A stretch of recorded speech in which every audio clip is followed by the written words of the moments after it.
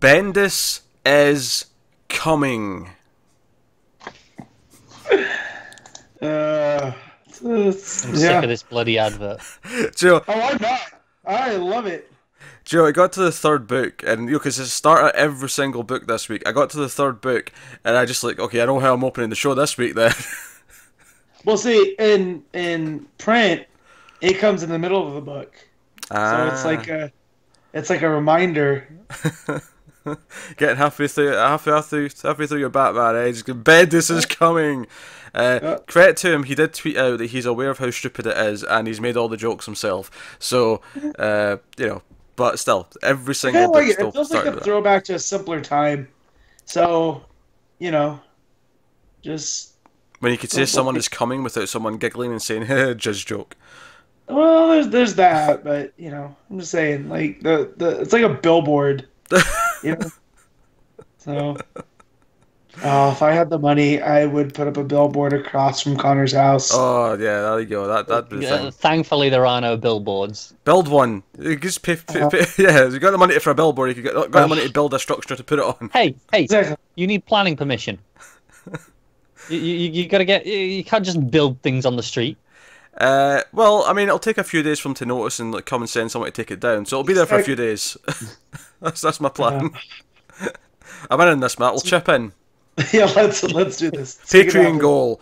Oh, I'm so glad you guys don't know my address. Billboard across Corner Street so we can torment him. Give Pete enough time, he can find it. Yeah, I'll find it. So Wait, actually, all we need to do is offer to send him a bottle of booze, and he'll just give us his address.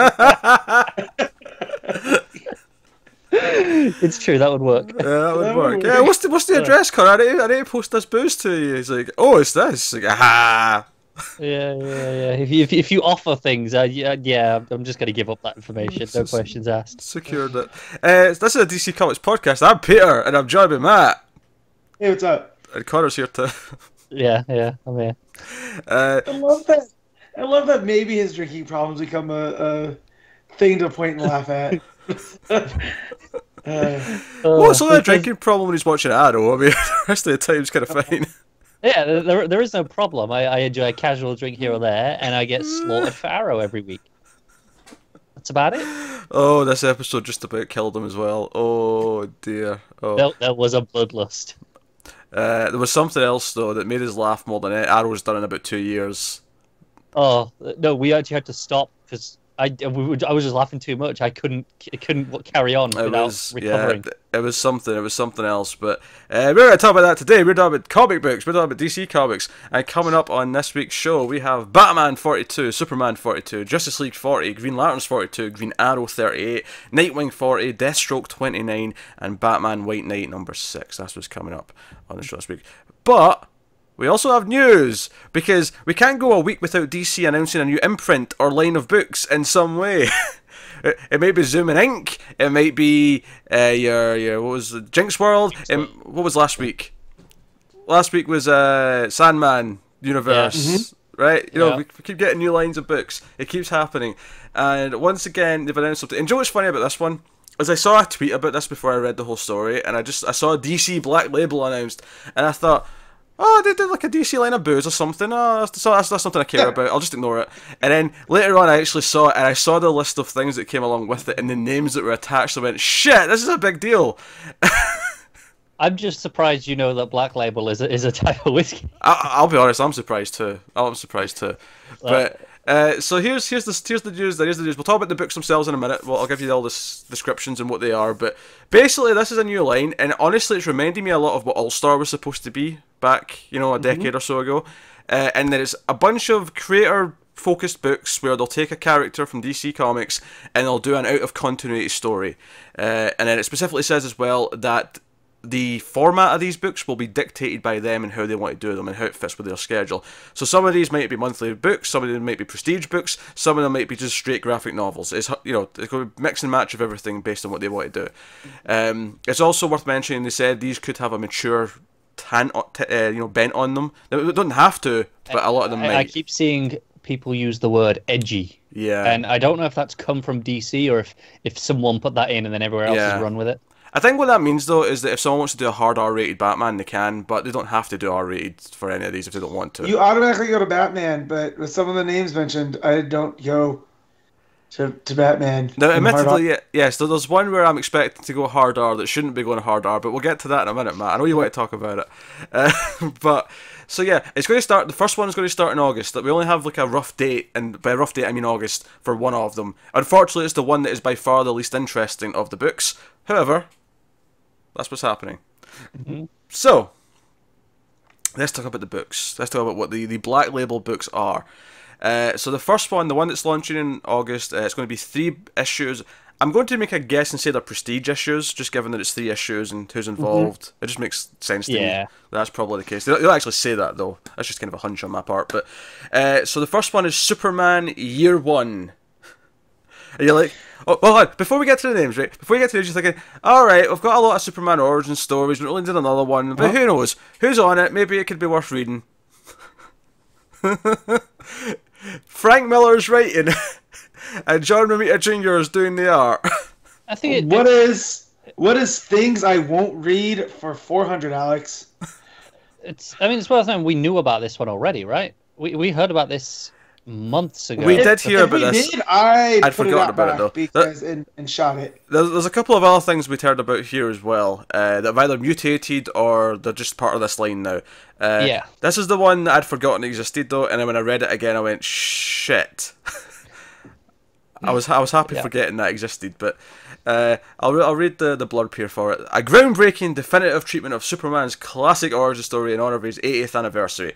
This story details new revelations that reframe the Man of Steel's most famous milestones, from Kal-El's frantic exile from Krypton to Clark Kent's childhood in Kansas to his inevitable rise to become the most powerful and inspiring superhero of all time. Even the word exile. Yeah. it doesn't fill me with joy. Yeah. Honestly, what's sticking to me about this, beyond the obvious, like Frank Miller's going to butcher what Superman's supposed to be, and then the horrible JRJR art, is just that. Well, I mean, Bendis' Man of Steel that's about to start is kind of going to do the same thing, and Yep. And even if you don't like him, like Connor, I feel like you're probably a lot more optimistic about how he's going to treat the character. Yeah, sure. Like, you might not like how it's written, but you won't be like, oh, no, he's butchering the character of Superman. It's, No. That said, I actually want to read this more out of just, I need to see what this is. Oh, yeah, the train wreck it's factor. A car crash. Yeah. You can't, yeah. Yeah. Oh, yeah. I will not be reading it, and no one can make me read it. And you say that now. That's fine. So announcing the new Patreon tier, which is Matt's Corner. Nope. There's no... The money that it would take for me to actively read this is the same amount to put a billboard up across from Connor's house. Matt, name your price. Even if no one takes it, I'll put it on the Patreon as a joke. Go on, name your price. Let me do some research and I'll get back to you. What would it take to pay off the mortgage? Let me see. Yeah, exactly. I think me and Connor will read this, the first issue when it comes out, just for the train wreck quality. I need to know. And let's be honest, I'm kind of looking forward to telling Matt what's in it. I'm looking forward to delivering that. Assuming Matt doesn't cave and just read it anyway, because we know what he's like. He says this all the time. Because I won't read it. One of my closest friends read Dark Knight 3, whatever it was called. Master Race. Yeah, and he's like, actually, it's pretty, Superman focused, and it's not a bad read, and I'm not reading it. No, I actually heard from quite a few people that was actually quite good. So I haven't read it myself, but I never tried it because consensus is generally positive on that. Because Frank Miller lost his damn mind a long time ago, and it'll take a lot of positive buzz. But that said, I will read this for the train wreck quality, and we'll see how it is. But that's the first one coming up. We don't have times and dates for the rest of these, or issue counts, or even format. Like, again, prestige, single issues, bi-monthly, graphic novels, whatever they're going to end up doing. But the next one is Batman Last Night on Earth, and this is one that has mutated from something else. So you remember there was going to be a final arc in All-Star Batman, and then it was like, okay, it's going to be its own thing in a prestige format later on, and that was going to be Scott Snyder and Sean Murphy. Yeah. That is now changed. It'll now be part of this line, and it is no longer Sean Murphy. Now it is Greg Capullo. And it seems to be, I don't know if there's maybe more specific reasons to why Sean Murphy doesn't want to do it or couldn't do it, but the general kind of reasoning we're seeing is that it just made sense for Scott Snyder's last Batman story to be with Greg Capullo as a kind of send-off. It did. I saw Snyder tweeting about this a bit as well. He said him and Murphy did talk about it, but with White Knight going on, because obviously when that was first announced, that was before White Knight was going to be a thing. When that was first conceived, anyway. Oh yeah, we should have long finished this story like over a year ago. Had it right, happened and so that was before this was going to be it. And he said essentially, Gordon's Murphy's Batman should be kept as just his thing, and like okay, because he never does Batman elsewhere. So it's like, all right, just leave it as just his and his own thing that he's got, and it doesn't need to be part of this story. That's cool. I mean, I'm always down for Snyder and Murphy to team up. Yep. But yeah, they can do it. Snyder and Capullo is not a bad trade-off. It's an equally great team, isn't it? They could do a horror book later. I'll read that. But here's the best thing about this for me, though, before I even get to the description, is I actually like that now this final All-Star story is going to be officially out of continuity, because much of his stuff felt out of continuity anyway. I'm kind of glad that it's just officially, no, this is a separate thing now, it's not affecting the rest of the world.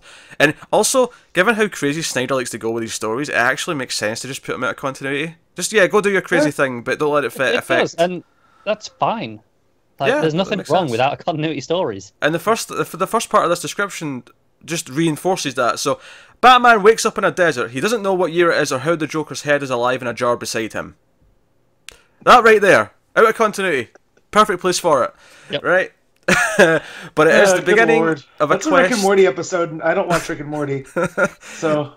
But it's the beginning of a quest unlike anything the Dark Knight has undertaken before. In the strange future, villains are triumphant and society has liberated itself from the burden of ethical codes. Fighting to survive while the search of answers, Bruce Wayne uncovers the truth about his role in the new world and begins the last Batman story ever told. So it's basically Old Man Bruce. Kinda, yeah. He's going Old Man Bruce with it. So that's cool. I'm down. Like this sounds like it could be really fun. Oh man, and Capullo drawing Joker with his head in a jar. Oh, he's gonna have some fun with that. Yes, he is. Like, part of me would have liked to see this from Murphy, the horror of this world. Yeah, but definitely. But don't forget. I mean, Capullo came up on like Spawn and stuff too. Oh yeah, so, he can do it. Yeah, and hopefully it's a little bit different than what his Rebirth stuff was. And even from Metal, so it gives it that little.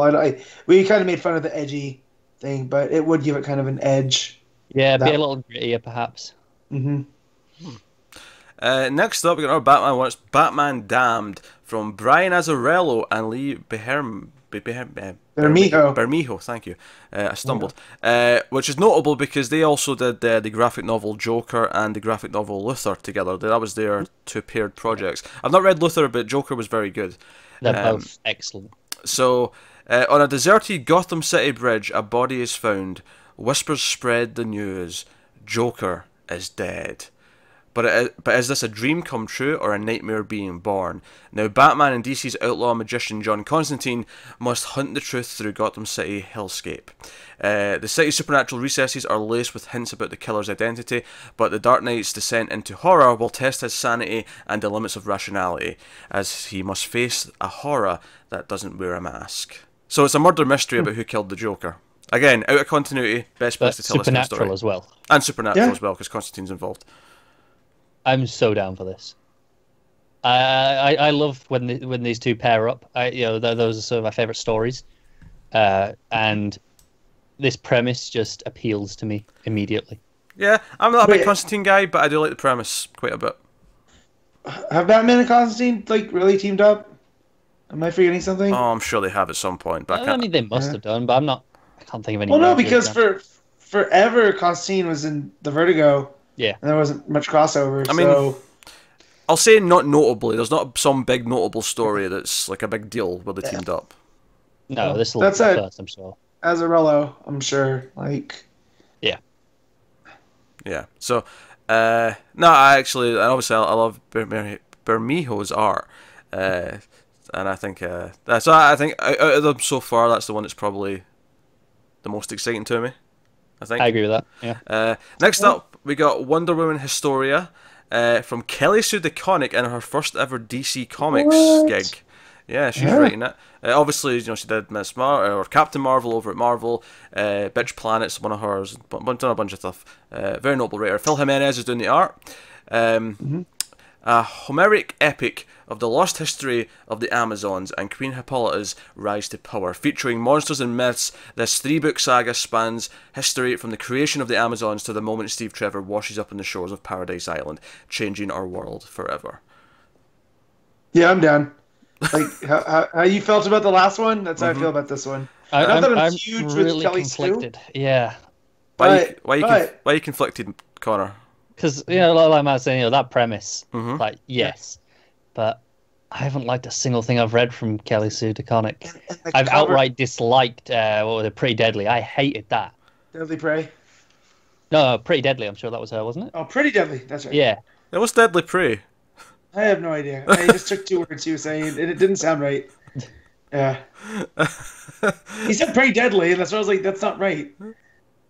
Well, it is. So let's move on with life. He said, but it sounded like he said "pray," not "pretty." That's why I was okay, all right. Yeah, I've not read much of her stuff because I could have sworn she did an arc on Supergirl before Rebirth. Literally every single article about this has said this is her first DC work, so I'm going to believe them. But I mean, I'm looking at one that just says it's her first major DC work. Okay. I'm just looking here. It says she's done a couple of issues of Supergirl in the past. There we go. Before the New 52. Oh, there you go. And she's done some in Adventures of Superman. Did a story in that. Right. Yeah, I thought I had those. A few random issues, but this is her first Yeah. full thing then, seemingly. But I'm intrigued as to how long the 3 books are. Are these like 3 graphic novels, or are they 3 prestige issues? I'd guess prestige. I wouldn't necessarily assume 3 graphic novels. No. I mean, it depends how big they go on each stage of the history. I've not read much of her stuff. I did enjoy the first couple issues of Bitch Planet, although I've not went back to it and read it. As I say repeatedly, I read that stuff in trade later on, so whenever I try to keep up with one single issue, it always goes away after a couple of months. That is one of the victims of that, but I'll get back to it at some point. But I did like what I read so far. I almost feel like Bendis kind of might have facilitated this a little, because they are so close. Like he's super close with Fraction and DeConnick. Maybe. I don't know, because everything they've been saying, all the creators on Twitter, is that all this stuff's been in the works for ages, and this is just them getting around to announcing it. I think it's interesting, because Fraction and DeConnick completely moved out of Marvel for a long time. They moved Superheroes. to they just stopped it all and did all the creator-owned stuff for a long time. So this is quite an interesting move. I think it makes sense that what attracts them back, potentially, is stuff that's out of continuity, where they can just do what they want. Yeah, not beholden to the editorial in the same way. So so that's the thing. I mean, I'm not completely sold on the premise of this necessarily. Like, I think it could be great, but I'm not necessarily seeing what the story is yet. It's just very vague and just kind of it's before Wonder Woman's time on, on Themyscira. The history of the Amazons, I'm okay. Yeah, I'm down with that. Well, I mean, the only other thing I can think of recently that did something like this was the Odyssey of the Amazons, and I hated that with a passion. So So, I like swords and sandals and flying beasts and whatnot. Yeah, I'm not particularly into that. That's the side of magic I like. I don't like the other half of it, but you give me that type of stuff and I'm down. Yeah, no, that's true. I mean, the art preview's nice. Phil Jimenez. Yep, Phil Jimenez too. That's another. That image, I don't know if that's going to be the first cover or whatever. I assume so. Yeah. Looks fantastic. So I don't. So it may not appeal to my sensibilities, the plot, but or at least what they're telling us so far. But it's still interesting all the same. And DeConnick's first big DC thing's interesting. Also, another Wonder Woman story. We got Wonder Woman Diana's daughter from Greg Rucka. What? No artist as of yet, seemingly. But fingers crossed for Emily. Of course you want Evelyn. So Rucka's doing another Wonder Woman story, which is obviously notable in and of itself. Makes us all excited. So here's the premise. It's been 20 years since the world stopped looking to the skies for hope, help, and inspiration. Now the world keeps its eyes down, and the powers that have risen have every intention of keeping things that way.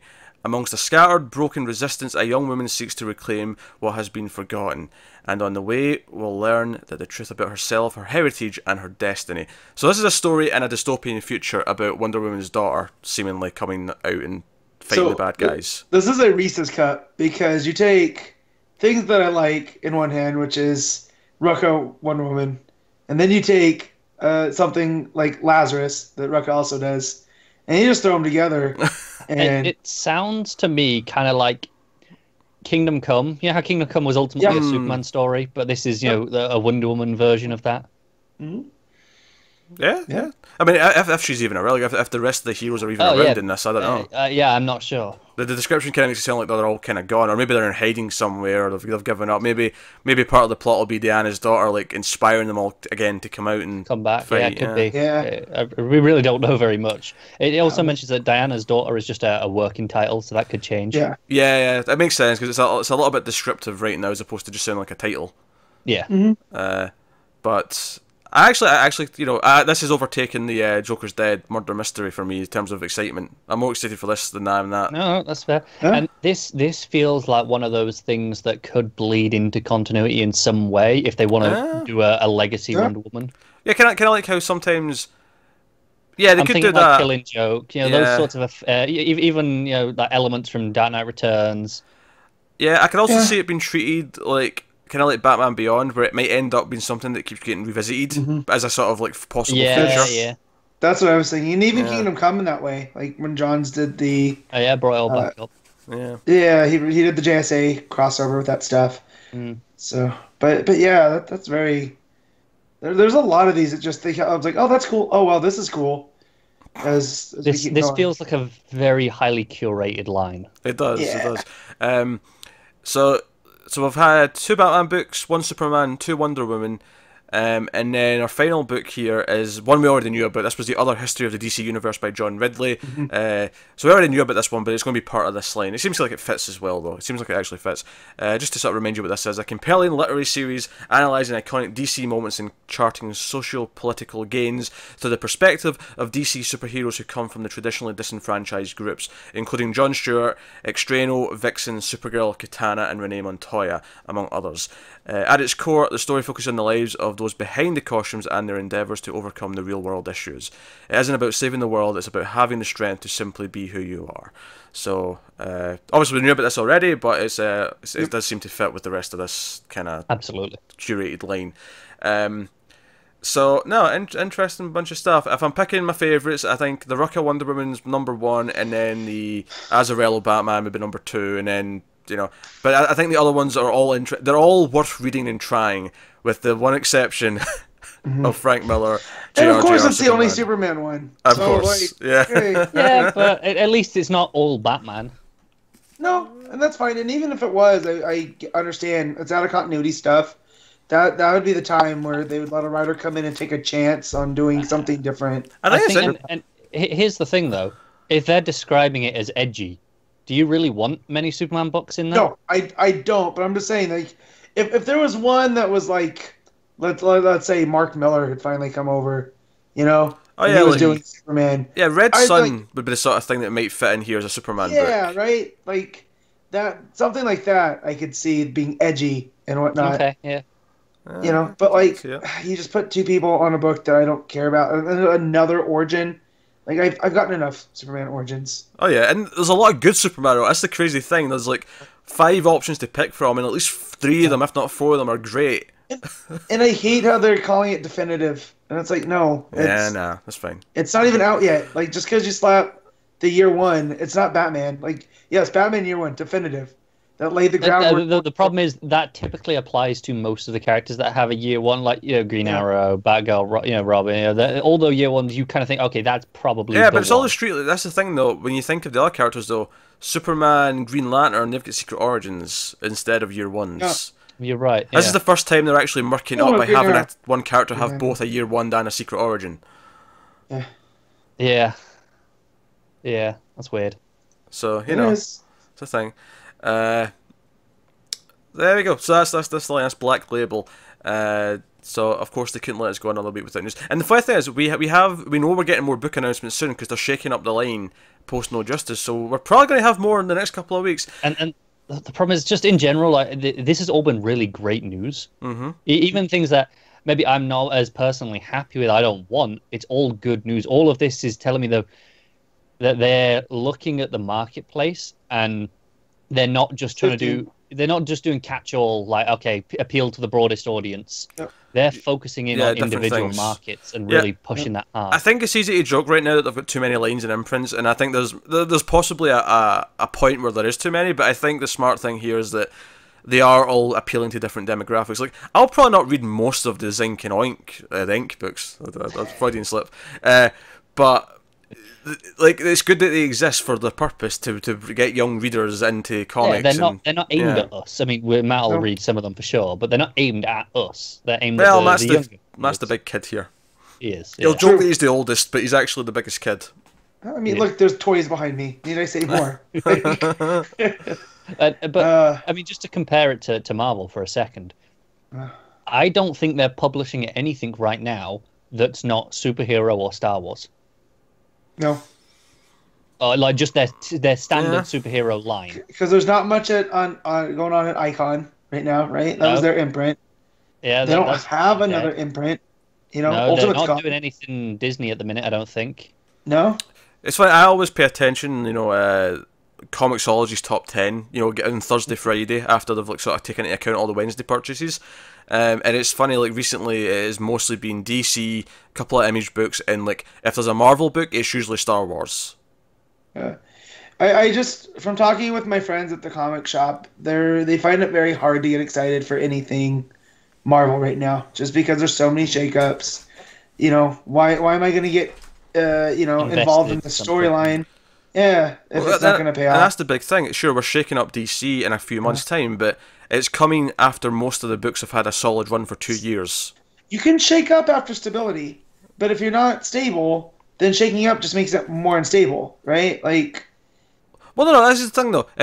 Rebirth was a shake-up, and it wasn't stable before, but that fixed everything. The problem with Marvel is that they're shaking up every 12 months. Right. Yeah. Yeah, you're not building a foundation, and that's it. So some books are getting to issue 8, and then it's time for a shake-up of things and changing things again. And also, go on. Go ahead, Connor. I was gonna say that's the thing with this is like they're not aiming at the same audience. Like Marvel isn't looking at other audiences. You know, all of their relaunch, it's aimed at the same people every time. Yeah. Whereas, I mean, most of this Black Label line happens to be aimed at us, admittedly, but Ink and Zoom aren't really. Yeah, but if you're let's say a Kelly Sue fan from Marvel and Image, and you see that she has a Amazon's book coming out, and you're a regular, you know what I mean? Like, yeah, and you're a trade rater, let's say like Pete. Like, yeah, you'll probably wait, but you see that and you're gonna buy it, and that's because it's taking up more shelf space. When you think about all these different lines, I mean, even when DC put out their Wildstorm, yeah, it's only a couple books, but at my shop, that's 2 spots taken up, and they had to extend the DC shelf. Now there's 3 instead of 2. Yeah. So I will be trade waiting this though, Matt. What are you talking about? Wait, what? You told me a trade waiter a second ago. No, like Image. I'm talking all right, like... sure. The people who often trade wait, maybe the people who don't go into comic shops or even Comixology, the people who just get them through bookstores, they might see this in the bookstore because DC is typically very good at that. Is hitting the bookstore market. They're much better than Marvel at that. And that's the other thing. Once these are all, if they're not going straight to graphic novel, once they're collected, they'll be standalone stories that can just be purchased as one book. They'll keep these in print forever. Just that's there. You can always have that. It's kind of like Watchmen that way, right? Like, I walked through Target the other day to go buy Thor Ragnarok, and they still had a Watchmen trade. Oh, yeah, every time. Well, that's because if they don't keep it in print, Alan Moore gets the rights back, so they're never going to let it go out of print. Right, sure, but that doesn't mean Target, a big box store has to carry it, you know what I mean? Oh, sure. Right, but it's the same thing you might see like a Year One, a Dark Knight Returns, those sorts of Killing Joke. You'll see those as well. Like they just, because they know, hey, this is a standalone story, we can just keep forever, and people will just keep checking that out. Yep. Yeah. And I think part of the thick trades that they've had going, where they're trying to collect full runs and as few volumes as possible, is another way of like, hey, that's reader friendly, isn't it? Yeah, let's make it easy to have a whole run of I like that 90s Nightwing or whatever. Well, I mean, when I don't have to go to my shelf and get my old trades of Teen Titans. I have the first 2 trades in one book. Like, that's super. I like that. And now it makes me want to go buy the Flash one, so I don't have to dig those out either. So, me and Car just did the first Teen Titans, the big thick trade on the monthly for February. So I know. patrons can check My that brother out. Blood right now. He just showed back up, and Yeah, I forgot how weird that story gets. Like, there's things that I forget from because it was so long ago when I read it. Mm-hmm. Yeah. Yeah. So, Also, Matt, does Connor become less of a douchebag? Because he's a bit of a douchebag. yes. Right. Because I'm reading it too, and I'm going, why is this dude my favorite? Like, I was thinking the same thing, Matt. I was reading this and going, why does Matt like him so much? He's a dickhead. I don't get At it. the same time, I was going, I get it. This is he's a bro for Matt. Yeah. Well, that's it. Like, he does the Superman-esque in the cornfield, and you're just like, you little shit. Like, but no, he eventually does. I mean, Infinite Crisis, like, all that build-up, the Insiders arc. Yeah, I think we spoke about a lot of that. It's clear that that's his arc for the run is going to be becoming not a. You could tell John's had a plan for him from the start. Like, start him off super raw, and he doesn't get along, and then turn him into their hero, you know? Yeah. So, with that said, I think we could wrap up the news and get on to some actual books from the week, shall we? Actually, before we do that, though, I want to mention one little tidbit I saw.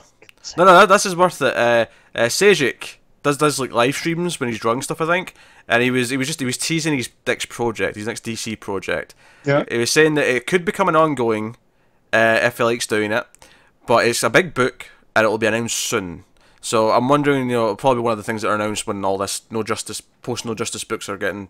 Which would lend credence to, unveiled. the Starfire tease last week or the week before. Yeah, he put out an image of Starfire. So I'm wondering, is he doing the Justice League team that has Starfire, or the Teen Titans team that has Starfire? Whatever. Yeah. Yeah, falls. it could be. That makes sense. Well, the fact that she's on that team with Martian Manhunter, Sinestro, and Superman, that's a pretty big spot. So the fact, like, he leaked her out first, I feel, means good things for that character going forward. Yeah, and in fact, is South by Southwest going on this weekend? Because I think Yes, it is. It's on for like the next week or so. Yeah, they could be announcing 2 stuff from weeks. there over the next week before we get to the next show. John, on the you said he does the live streams. I know Jim Lee does those as well, and lately he's been doing like a draw along, like he'll teach you how to draw it in stages. Oh, that's cool. So that's pretty cool of him. You won't be done for 5 months, but Well, we'll but get that's there. the thing. Like some of them, he does like speed sketches where he'll do it in like an hour, because like the whole thing, and it'll look like it's pretty good. It's like, yeah, all right, stop doing this every evening and get to work. He is co-publisher, Connor. I don't know what I that know, means or what his job entails, but it sounds important. It sounds busy. It sounds like he's a busy It man. does Yeah. sound busy. Yeah, he has time to do this every evening. Hey, you gotta draw, man. When you're Yeah, but you're, this is- Yeah, but to be fair, you can't. That's just something he chooses to do in his free time. You can't say he shouldn't have his free time. He should just be working non-stop. So we have that. He should. Anyway, He should. let's move on to book, shall we? We'll start off with Batman number 42, Tom King writing, Mikel Janin on the art. I'm deeply curious as to where Matt falls in this, because I know Connor wasn't a huge fan. I've We seen know a lot. that I'm not. Pete is. Well, I quite enjoyed it. I've seen a lot of criticisms from the internet. There's a lot of people who think some things that happen in this are just downright stupid. I'll get into that in a bit. But I'm curious, Matt, did you enjoy Batman 42? The plot I liked up to a certain point, and then I was like, come on, King. Are you putting all your energy towards, other stuff? Is that what's going on? But the art is just, he one-ups himself, Janin, every time. Like, Oh, I will fault the some of the plot, but art's great. Here's the thing. I some of the criticisms I've seen, right, that the fact that we have the joke again where the Flashes come in and like Catwoman basically takes down all 3 Flashes herself without much trouble, right? I admit that's that shouldn't happen, right? That annoyed me. I get Ivy doesn't have a full handle on the powers, sure. that's how I read it. But they're Yeah. so quick. Like even at their slowest speed, I don't think Catwoman's taking them out like I that. never heard the phrase "quick as a cat." But here's the thing, though. I don't care. I actually don't give a shit, because to me this was mostly a comedy book, and it was making me laugh pretty frequently. Yeah. I like that it shows how bonded Catwoman and Batman Yeah. are. That this is almost like a date to them. Like they're gonna go out, they're gonna drive. Their banter, Catwoman's running joke where she's like, "Oh, we should have Ivy officiate the wedding. Oh, my maid of honor will be Ivy, and your best man, that can be Ivy, of course. Oh, and I don't want a big wedding. Ivy should cover it. We'll just invite Ivy. That's fine. We'll just have Ivy." I was cracking up. I was digging the dialogue and the banter. I don't know. Like, I get that some of the things in here are a bit extreme and stupid in the sense that, okay, Ivy's controlling the entire planet and she's controlling the Flashes and Catwoman's beating the Flashes and you get all these things happening. I get that some of this stuff doesn't make much logical sense, but I was having I feel fun, like so... it's a bad dream. Yeah. You know, like... I think my problem is I agree with, inherently that dialogue's not bad. It's kind of fun. But all the other things take me out of it so much that I stop enjoying it because there's nothing to back it up. It's just cutesy banter. There's nothing. Yeah, but I there's think no right now, backing it up right when now. when you're setting up a wedding and you want to like just have them explore their relationship, you're not going to sit them across the table at each other and have them sit down for coffee. You're going to put them on a superhero adventure, and I feel like I expected more from King. I'll be honest. In terms of this doesn't feel like a superhero adventure. Like you said, it just feels like a bad dream. It just feels like something that's happening for the sake of it happening, for the sake of having their banter. I think that's a really harsh phrase to use on this. I expected more from King. I don't know. I had fun with this. I don't know why everyone. I was really enjoying it, and then we get to the reason why Ivy's been able to control everybody, and I was just like, if this is the actual reason, that's dumb. Like I'm almost not as upset because that arc, the I Am Suicide arc, really upset me, but it's close to that. If she's controlling everybody because they ate arc vegetables. Yeah. I don't know. I feel like I don't know. Like I enjoyed like how she was using all the various heroes to try and fight them, and she's got Superman. I like the Superman moment. Yeah, standing guard outside the flying guard outside the mansion and so on. All that stuff. Obviously, the art's gorgeous throughout. Obviously. Yeah. I like that Batman drops him with a whistle. Yeah. Her getting so angry that she punches him with Superman and he needs surgery. Yeah. I don't know. I thought that was delightfully dark and a fun what if kind of way. I mean, you say surgery. He was dead. Facial reconstruction. Yeah. Yeah. He was dead, and they brought him back and went, who cares? Magic, science, whatever. Well, that's what makes me think that this is gonna be like not quite a Black Mercy story, but along those lines. Like Ivy's done something to Catwoman and Batman, and this is them processing. It's not real necessarily out in the real world. Yeah, okay. But I did like the callback to Ivy in War Jokes and Riddles. Like whatever Riddler did when he, if it unleashed a more, I don't want to say evil side, but dangerous side of her, and that she kind of leaned into it, and this is where she is now. It was because of that moment. I really like that because it shows that War Jokes and Riddles has impacted other people, not just Riddler, Kite Man, and Joker. Yeah.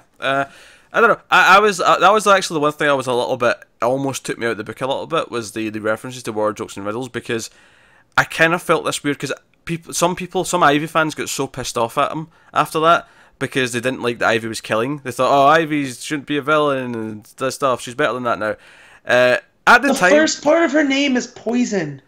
And that was a younger Ivy before anything could have gotten better. Yeah. Right? I agree with these statements. Let me finish. God damn it. I know. Right. But people on Twitter got really up against him, and he got a lot of angry tweets, and he was like, okay, I'm hearing you.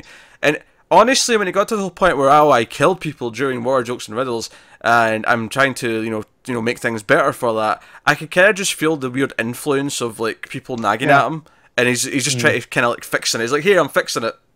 Right, that took me out. That was the one thing that took me out of the story, was that moment. Yeah. There's just it just takes leaps. Like the actual killing of him, even if this is like not real and this is some dream world or whatever, even in a dream, I feel like that should be treated with some more weight from especially from Catwoman, where she's like, "Is he dead?" And I was just like, "Yeah, he was. I brought him back." And she's like, "All right then."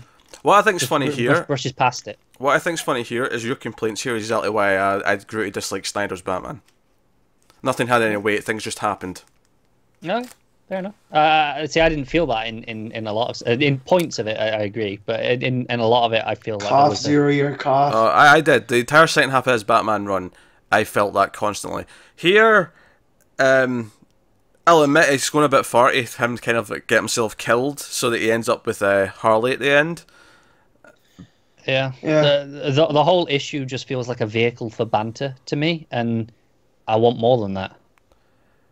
Okay. I have detective for other Batman. I'm okay. Stuff. I think some of these statements are feeling a little bit hyperbolic to me. I just like, if we know what the grand scheme is, right? Like, we know they're gonna get married. Like, that's the big, milestone that's coming up. So if you're gonna have them develop the relationship, I'm fine with stuff for banter.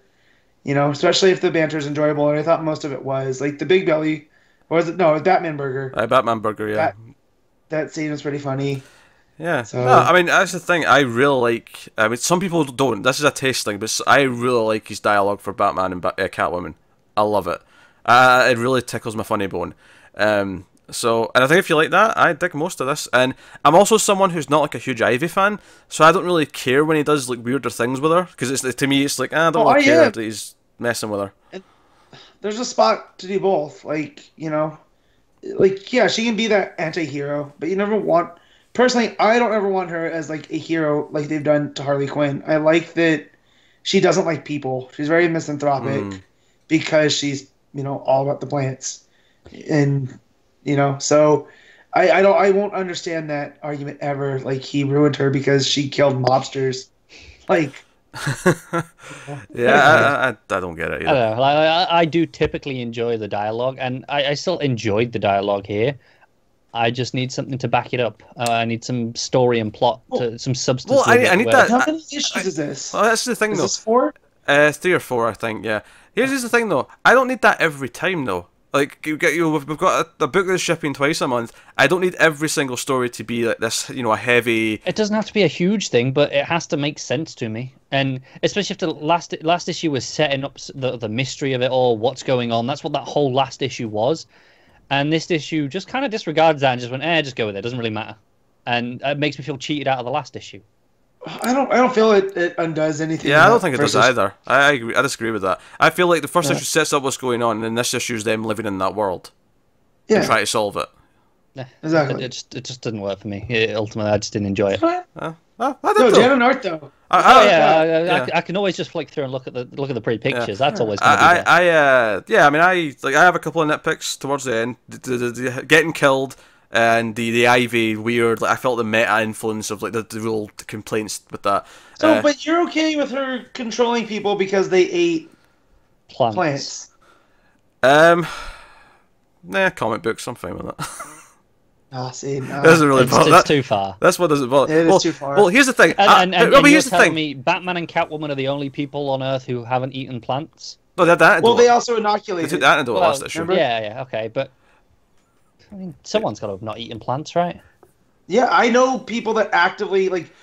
Oh man, what if Ron Swanson shows up at the end of this? Well, hold on. I didn't take it as literally it's just because they've eaten plants. I took it as she's infected the green with something, and that's why now eating them is a thing. Now it's affecting them. Yeah, but that's because they've eaten any plants ever.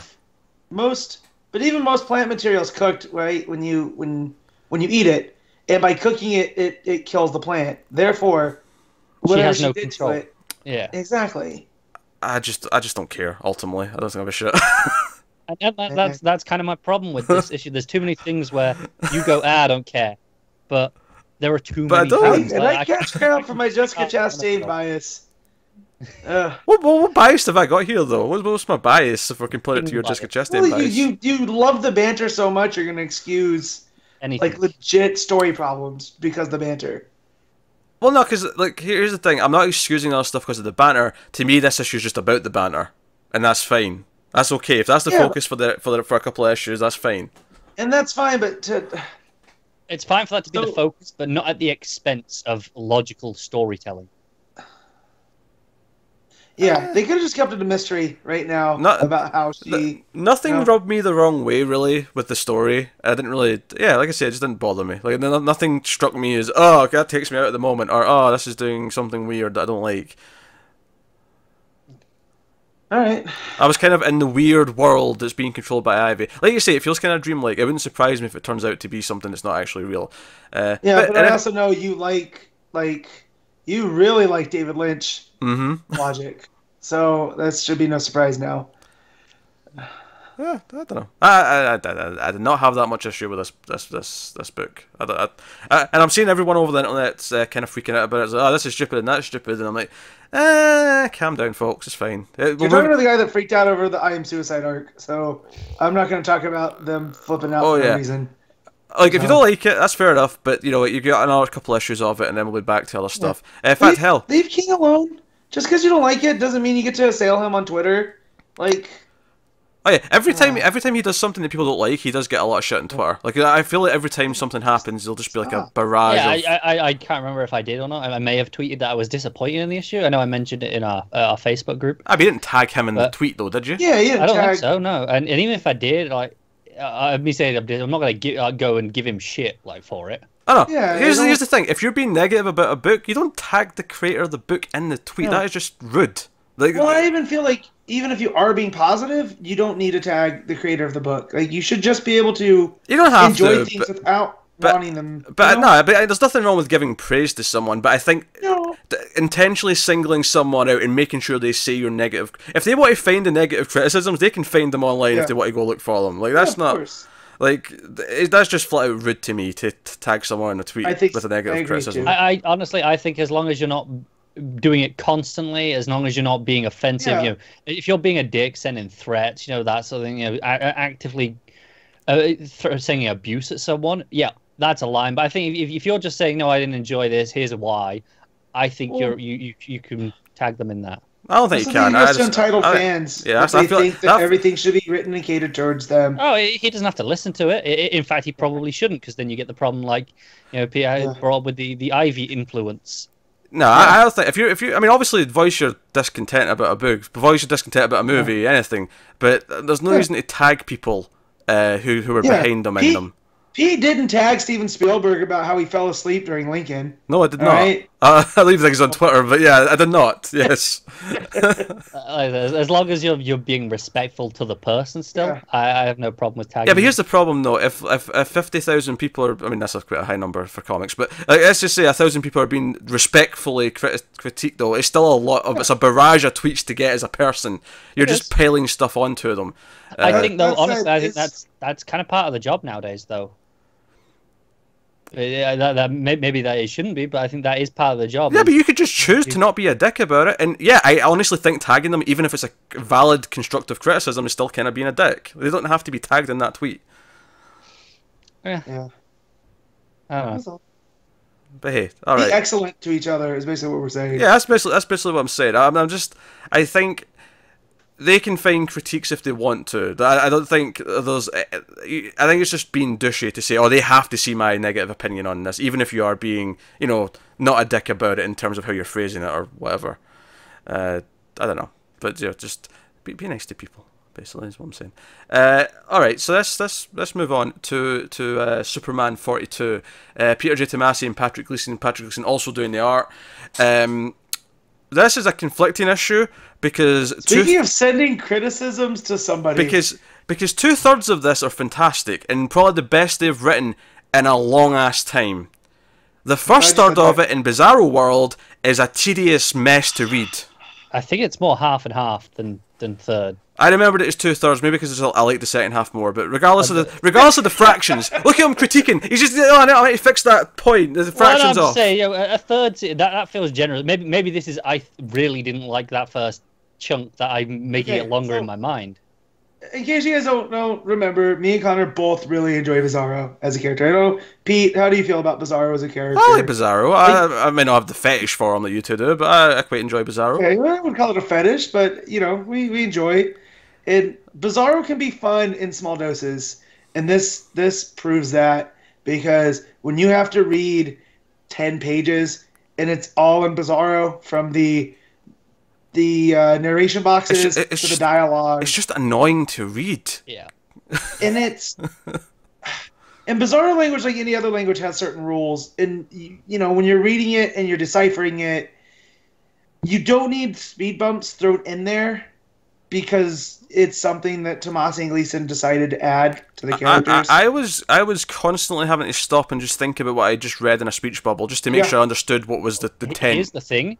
After a few pages, I stopped doing that because I was like, Yeah. there's too much of this. I'm Doesn't not matter. spending all day reading Yeah, this. no, it's- By the way, I just checked. John and Kathy show up on the 14th page, and then there's 6 pages after that out of 14th? Bizarro Land. Really? Yeah. That shows how much I liked the back chunk of it then, because I remember there's that only being more 6 of it. pages of that back chunk. Because I really liked Yeah. that back chunk. Yeah. The first chunk, not so much. Yeah, no. I honestly, there's a point where a bit after the full page of John Bizarro, we're doing the thumbs down. Mm-hmm.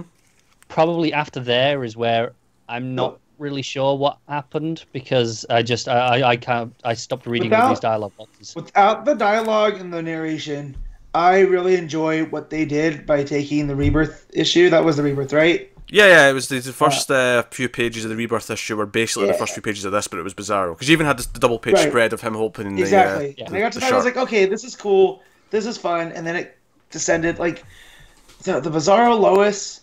I don't understand the. Here's my thing though. I don't actually know what most of it accomplished really beyond, because it all ends with just John and Kathy are in her ship using technology to look at this alternate world, and they're watching this. Like, I don't see why you can't just cut to that. Like, at least half the amount of pages earlier. Oh yeah, like I said, that was 13 pages of just Bizarro speak. Yeah, and what was Hot Girl, Bizarro Hot Girl doing there? Just randomly, like. Because Rebirth. I guess she wasn't there in Rebirth though. No, I guess it was Bizarro Hot Girl instead of an actual hawk going for the cat. I think was that the thing? Yeah. I don't. So. Although it did crack me up that Goldie was renamed to Silver, which might be the laziest renaming, because I guess Gold's the opposite of Silver. I don't know. I guess. Sure. Here's the thing: I can only hear like the Bizarros say the word "not" in front of something to mean that it is. So many times before I'm starting to just get annoyed that they keep doing it. Like, it's just it's annoying. I'm sorry. Although Bizarro in the hammock, basically telling her to piss off and bring me a beer, that kind of cracked me up, because that is kind of the opposite of Superman in every way possible. Yeah. But I don't know. Again, Bizarro in small doses. I kind of like when they go to the backwards Earth, which I'm not going to try to pronounce, and you see all the different versions. But here, though, when you try to actually flesh him out as a character that has a farm, a worm farm, because I guess that's the opposite of a real farm, he just kind of stops being fun. Hatria. Yeah, there you go. That's your backwards. Do you know what is really crazy about this issue? I'm just looking through it. Of the family together, which is the clearly I think the stuff that we all love the most, right? Oh sure, yeah. The full family. Oh, together. and John and Kathy as well, because I've not seen Kathy in a while, so that was really nice. But just the family, there's only 2 pages of that stuff. Yeah, but it's all packed in there so well. It feels like more. Yeah, it's really good, because you get that moment where John keeps like not doing his chores, and Lois is angry because he's not taking out the trash, but then he's sitting there and they're like, oh, you need to clean the table, you need to do this, and then they start questions like, no, you've got like the scent of a farm on you, I can sense this, and it's like, I don't need to use my powers, John. Your face is red, so how is Kathy? And then he just starts super speeding around doing all his chores, like, thanks guys, bye, go to bed. Yeah, which is the most teenage thing. Just, okay, I'm gonna get out of here. Yeah. Also, your mom is the best investigative journalist in the world. You're not hiding things from her. Ever. I don't care if your dad Superman has microscopic vision. She was going to get that out of John. Or even Clark try to like, I got some exotic flowers from, halfway across the globe. Like, oh yeah, and the place next door put a price tag on it for you. Damn it, busted. It feels like home life, and it's what made me love the Hamilton County stuff so much. I know, they've gotten away from it. I almost wish that there was no villain plots in most of this run. It was just a Superman sitcom with the family. Like, I'd read the hell out of that. Yeah, I'm so into that. I think I really like when they deal with low-key villains as a family. Yeah, but it's when it gets too big. When they brought in Frankenstein, I thought that was pretty cool. Like, we got some weird alien plot, but it didn't matter because it was more about what was going on with the family and how they all act. No, I was in love with the John and Kathy stuff. I loved their relationship. I'd forgotten how much I was missing it, and then I seen them together, and I was like, oh shit, we've not had this in so long. And then all the stuff with the family, and obviously Bizarro, son of Bizarro, shows up at the end. Bizarro. That's what they're calling him. And he and I'm like, okay, I'm hoping that just now that we've got him in the real world, like now it's just a case of dealing with him, and we'll have fun with that. If they cut back to Bizarro world again and like start doing more scenes, I'm out. Oh god. Yeah, I feel like Bizarro was gonna follow Bizarro to our Earth and just cause chaos. That's my hope. But I'm hoping it's what it is. I'm hoping it's all set in our world now. That begs now. the question: if that is the case, why did we need so much on Bizarro World? Like, what did it accomplish? I don't know. I just think they wanted to show us the Bizarro rebirth, because this is them reintroducing this version of Bizarro, because up till now through New 52 it was the Lex clone. Yeah, that's true. That's in Red Hood, so it almost acts like a de facto Bizarro rebirth, and that's okay. But again, we don't need the duration and dialogue. I get the feeling that this came from them sitting around going, "Yeah, this is a really cool idea. We should do this. We should do like the first issue of Superman Rebirth, but as Bizarro, and do like half the book as that, and we'll do it all in Bizarro speak." Do you know what it reminds me of actually? And Connor will get this. It reminds me of Star Trek Discovery, where they went through the authenticity. They went through the effort to have all the Klingon scenes be completely in Klingon with subtitles. But the problem is that it was really annoying to listen to. So after a couple of scenes, you appreciated that they went to the effort, but then you went, "Oh, this is really annoying. Just speak in English, please. Like, this is getting." At least with that, there was subtitles that I could read. This isn't translated for me. I have to do the work. Yeah, that's true. That's true. And that's not obviously, just to make that clear, like I watch a ton of foreign stuff. I'm not complaining about foreign languages and reading subtitles. It's just the Klingon language is not a real language. It has no inflection. And it sounds atrocious to listen to for longer than 5 seconds. Yeah, it's kind of like when they on Game of Thrones where they do the Dothraki and you're just reading it and you're just like, this is a very harsh language. Yeah, it's just a lot of harsh noises. There's no give or take. So, but yeah, I really like the back half of this. Like, I loved it. It's the best Superman that this book has been since Black Dawn. Since before Black Dawn, yeah. That's how far back we're going. Yeah. It's a full year that this is better than.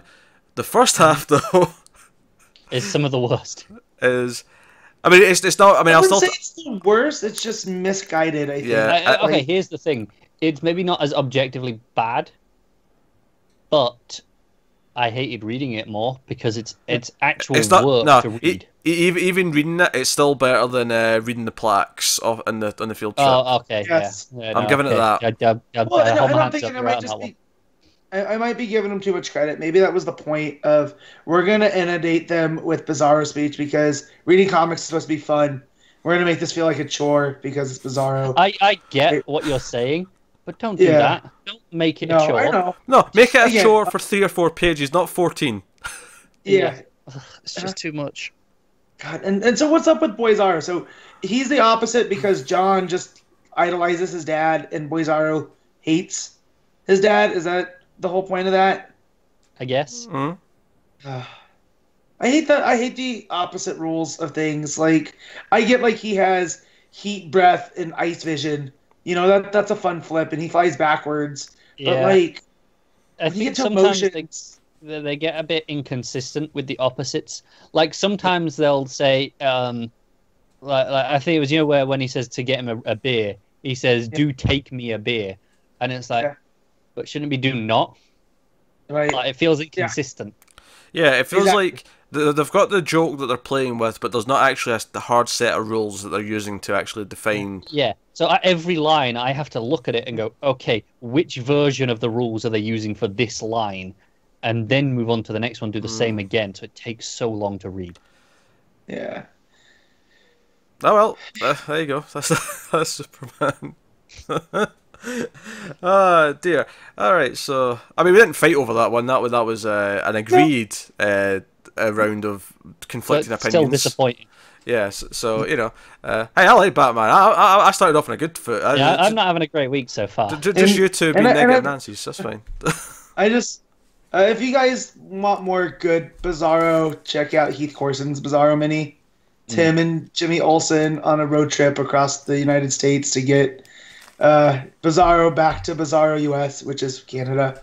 So it's It's a whole lot. It's joyous and it's delightful. And there's not a lot, like, the Bizarro speak in there is straight up just Bizarro talking backwards and being a lovable galoot, so... And I don't mind Bizarro speak when it plays off someone. Because you get small doses and you figure out from context of what other people are saying as well. You get the reactions. Yeah. In this, because it's Bizarro speak, then more Bizarro speak. It's really hard to figure out what the base. Yeah. There's no context. Right. You know. Yeah. Like throughout that mini, he calls Jimmy his worst friend when he means his best friend. And it plays off of it because Jimmy's like, yeah, you are my worst friend. Because he doesn't want to be friends with him. So, you know. But yeah. What's next, Pete? I'll tell you what's next, Matt. Justice League number 40, Christopher Priest writing, Pete Woods on art. Hopefully we're more positive on this overall. Do you know what's the especially bad part is that it's even worse compared to last week where there was like 4 or 5 standout fantastic books that were fighting for number 1. Like it was a really positive week last week. So here's hoping Justice League number 40 puts us on an upswing in terms of general opinion. Even though the last 2 books both had really positive points. It was mixed debates. Let's see if we feel more... My hand is... Oh, go ahead. That's fine. My train of thought was dwindling. On you go, Matt. How do you feel about Justice League 40? Well, I'm going to my hand. This has fallen into what I call... what's the best word?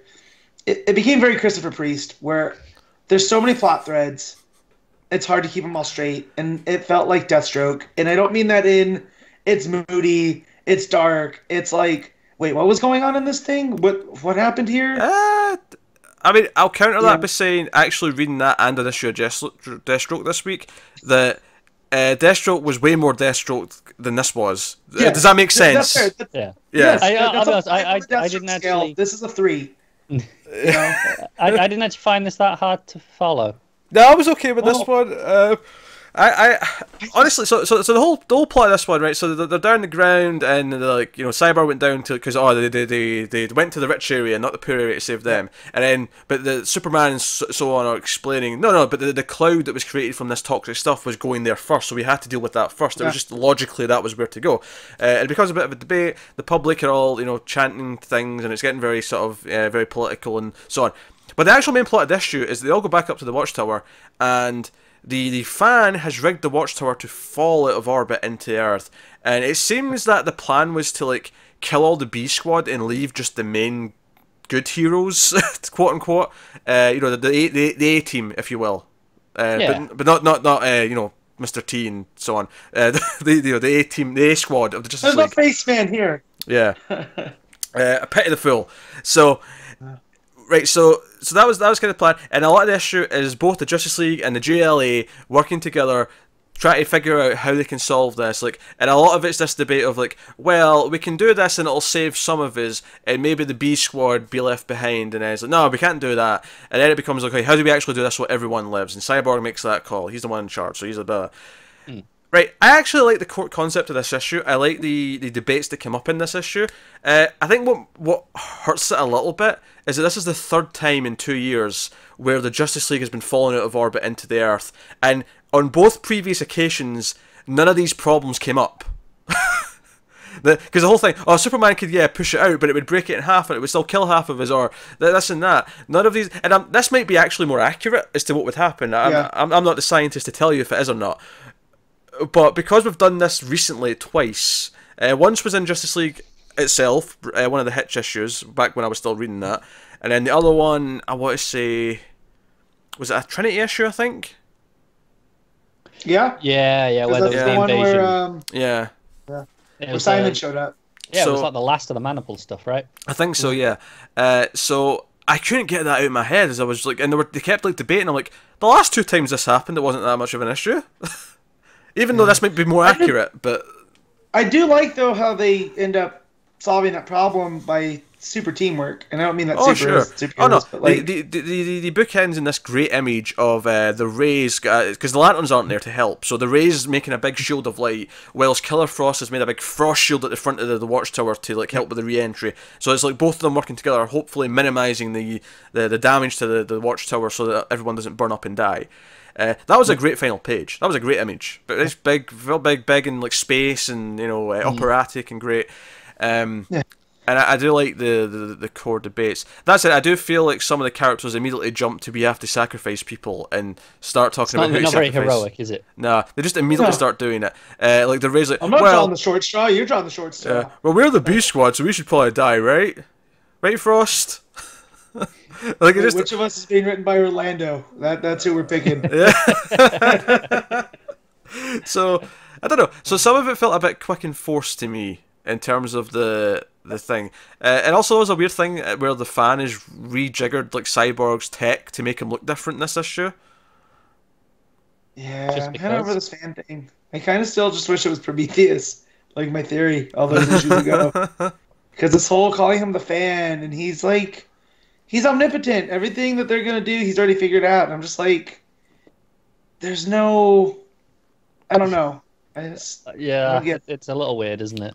Yeah, I liked the fan stuff at first when he was just killing people and like dressing up as the heroes. I think we're getting to the point now where he's basically smarter than the Riddler. That it's starting to feel a bit. Yeah, he is outsmarting the entire league. Yeah. Easily at this stage. Whereas before it was like, you know, he's running around, he's maybe kidnapping them one-on-one, and he's like, you know, murdering people in their name. That was like, because that was posing all these interesting questions. Him basically sabotaging the entire Watchtower and making both Justice Leagues have to work together and not to sacrifice themselves was, I don't know. Again, the big action stuff that comes from it's pretty fun, but I don't know, it was a bit murky in the execution of how we got to that point. Do you think though he was trying to cull the team, right? So it was just the A squad. Yeah. That was his plan, not to make his them work intention. together. So he's not becoming Zoom, right? Like, I mean, where he's trying to make other heroes. I mean, you could argue maybe he's hoping they'll work together and figure it out, and it'll make them all better. Maybe that you could argue, but he seems deranged enough that maybe that's too hopeful for his. I read it the first way that he was trying to kill off Killer Frost and the Atom, and that's what they actively say in the book. Maybe he'll say otherwise when we get him monologuing again next issue. I don't know. I have a follow-up complaint to last issue, or maybe the one before. I mentioned it before that I wish it would translate some of the stuff in the other languages. When all the crowds are chanting. Yeah. I mean, I get the message, but I would like to know what they're actually saying to have impact of understanding this chant. Google Translate, Connor. Mike. Yeah, no, but this is the thing. I shouldn't have to go through that much work, especially not when, in the same issue, they're going to translate Celsius to Fahrenheit. True. They can have an editor's note for that, but not for the whole big chanting, which is quite a big part of that the earlier issue. True. I gotcha. Yeah. No, I mean that's. I mean, it's a minor complaint, but it's a fair complaint. It just, I don't know. If it was consistent, it would annoy me less. But when they're telling me, you know, some things, the temperatures. That said, though, that has been consistent with the run so far. Is that it doesn't typically translate the. It doesn't, and language. It translates some stuff. And sometimes it's okay because it doesn't matter. Like I didn't need it when Jessica was in the bathroom singing her Spanish song. I didn't need that to be translated. Sure, but here, where like what the crowd, I mean, I can guess they're saying something about their homes being left. You chose them, but I don't know. Yeah, I don't think it's a big deal. Right now. Yeah.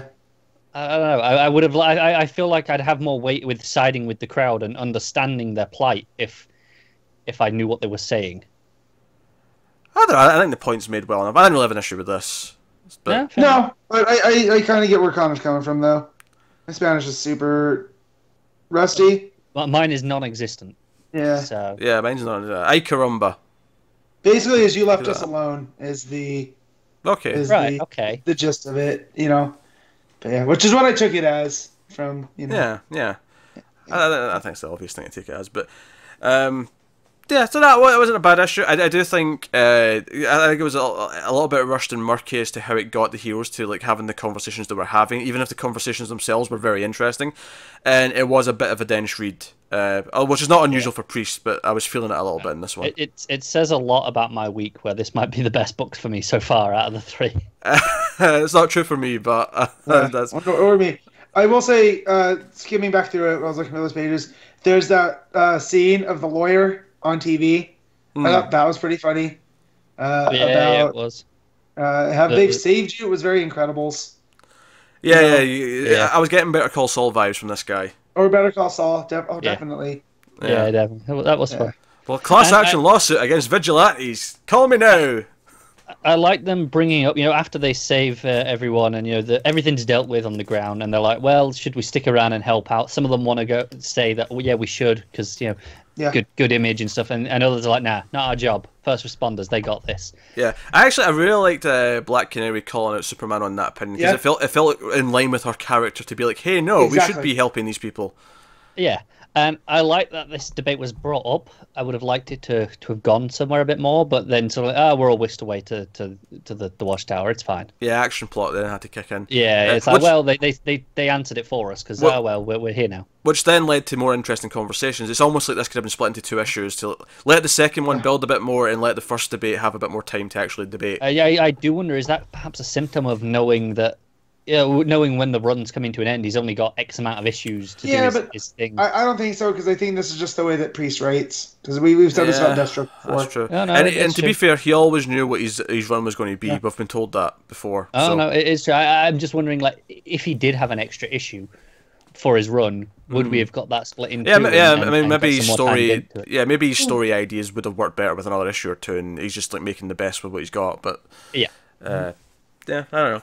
But there you go, that's Justice League. So, some definitely good things in there. It's not like a bad issue, but there's definitely some criticisms to have with various elements. And that final page is beautiful. It's a great big image. Yeah, we're getting Saigon next, so we're getting into some magic. Especially since it's it's the Rain Frost who are saving the day. It's two C-listers, doing this big, larger than life thing. I think that's quite a cool idea. Alright, so let's move on to Green Lanterns number 42, Tim Seeley writing, V. Kenneth Marion on the art. Obviously we're still in the superhuman trafficking business, as we have been, and a lot of this is the Lanterns basically pretending to be like converts to this religion, the Order of Steed, I believe it was. The Order of the Steed. Yeah.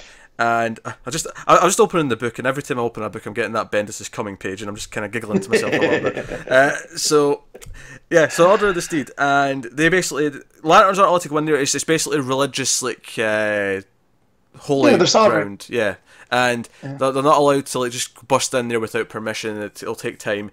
But if you go in as religious converts wanting to be, taken to Valhalla, for the lack of a better phrase, you'll get in. So Simon and Jess do this, and I like how Jess asked Simon hey, is this okay with you because you're actually pretty religious, whereas I've not been to church since I was a kid. I don't give a shit. I don't care. Yeah. I'll pretend whatever. Again, Jessica becoming the most relatable Lantern by far. Jess is great. But no, so we have all that. We have them her getting anxious on the ship because they're actually traveling on a ship in a public transport in space, and she starts feeling a bit iffy because her agoraphobia, all the rest space, of it. lots of people. Yeah, they're singing, and she doesn't like what they're singing. It's all hokey. Yeah, we have this whole thing where again they're teasing the joke where she's about to tell him, oh, by the way, that dating app, I've got it picked, and then they get interrupted before. Which that dating app has totally been taken over by this, cult.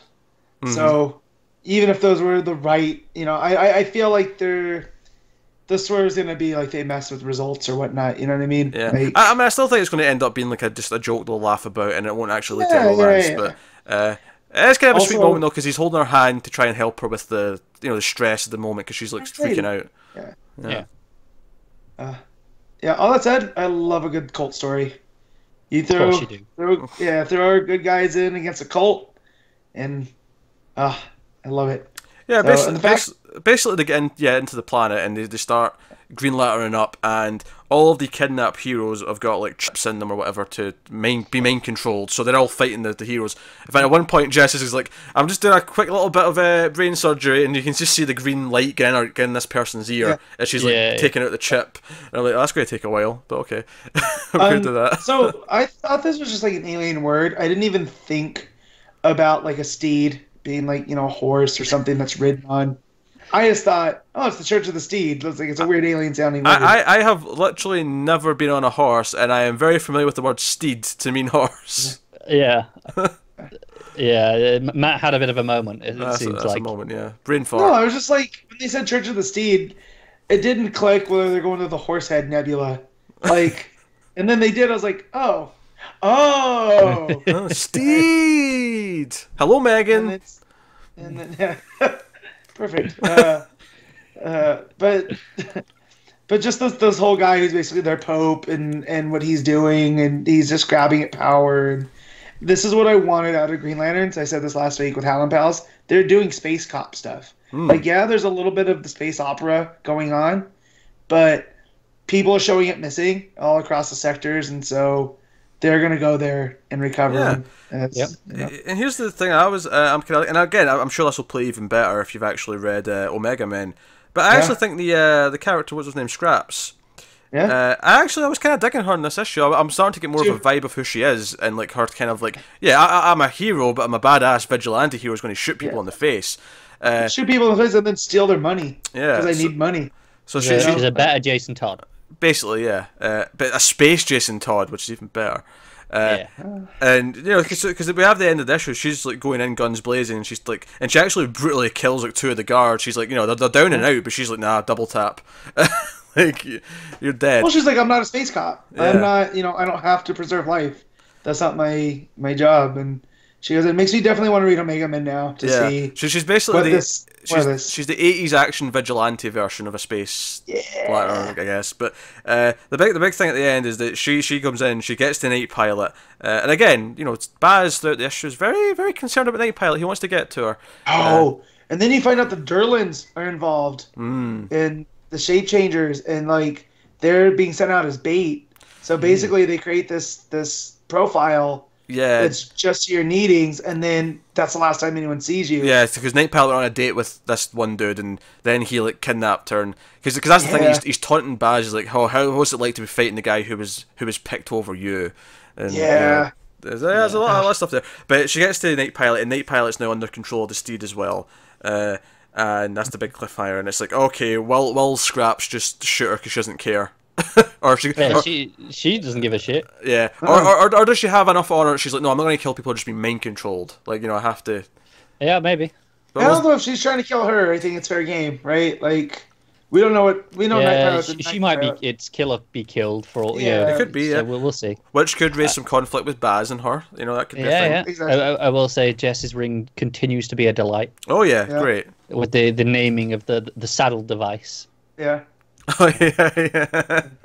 Yeah, it's having some fun. Yeah. The main control thing is just a saddle device, and the people are the horses. That was the other thing as well, when Night Pilot's been spoken to by the steeds, like, some people are the raiders and some people are the steed. And I was like, it made me feel gross. I know. And that was I think the point of it. And again, that's why I love cult stories, just because you can make these people just be so nasty, and you get we finally in a book then. We're all pretty positive this week. Yeah, that's nice. Very solid. Since Seeley took over, it's been. I don't want to say it's been up and down. It's mostly been up, but I don't think it's hit the highs that the other book, the previous run did. I think it's been very consistent though.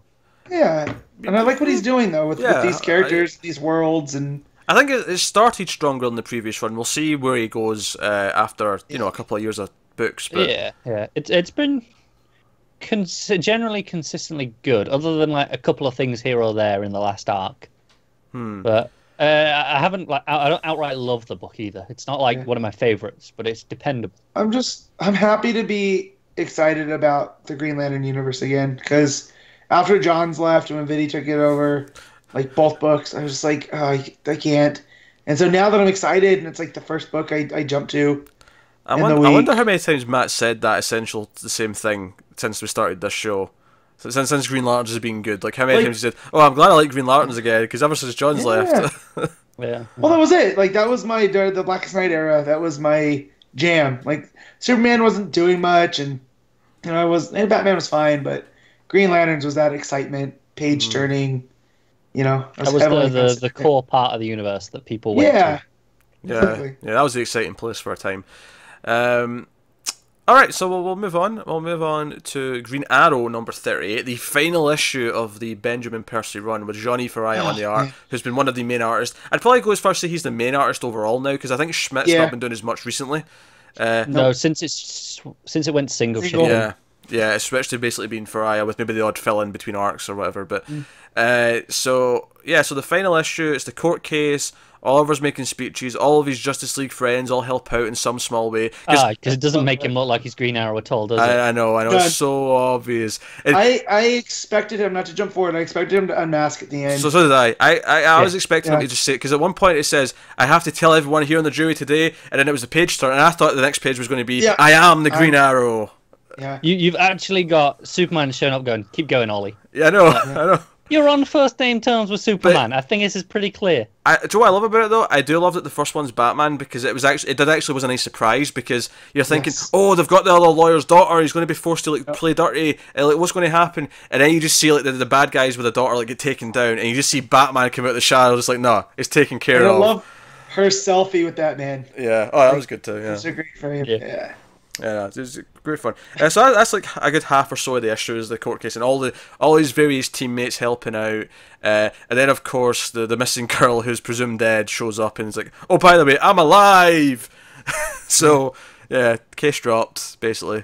And I love that they hint that Kate Spencer also buried that body. I know, that was super dark.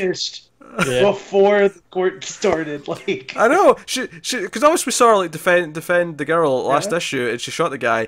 But you see this quick flashback of her burying the body and having blood in her hands, literally having blood in her hands.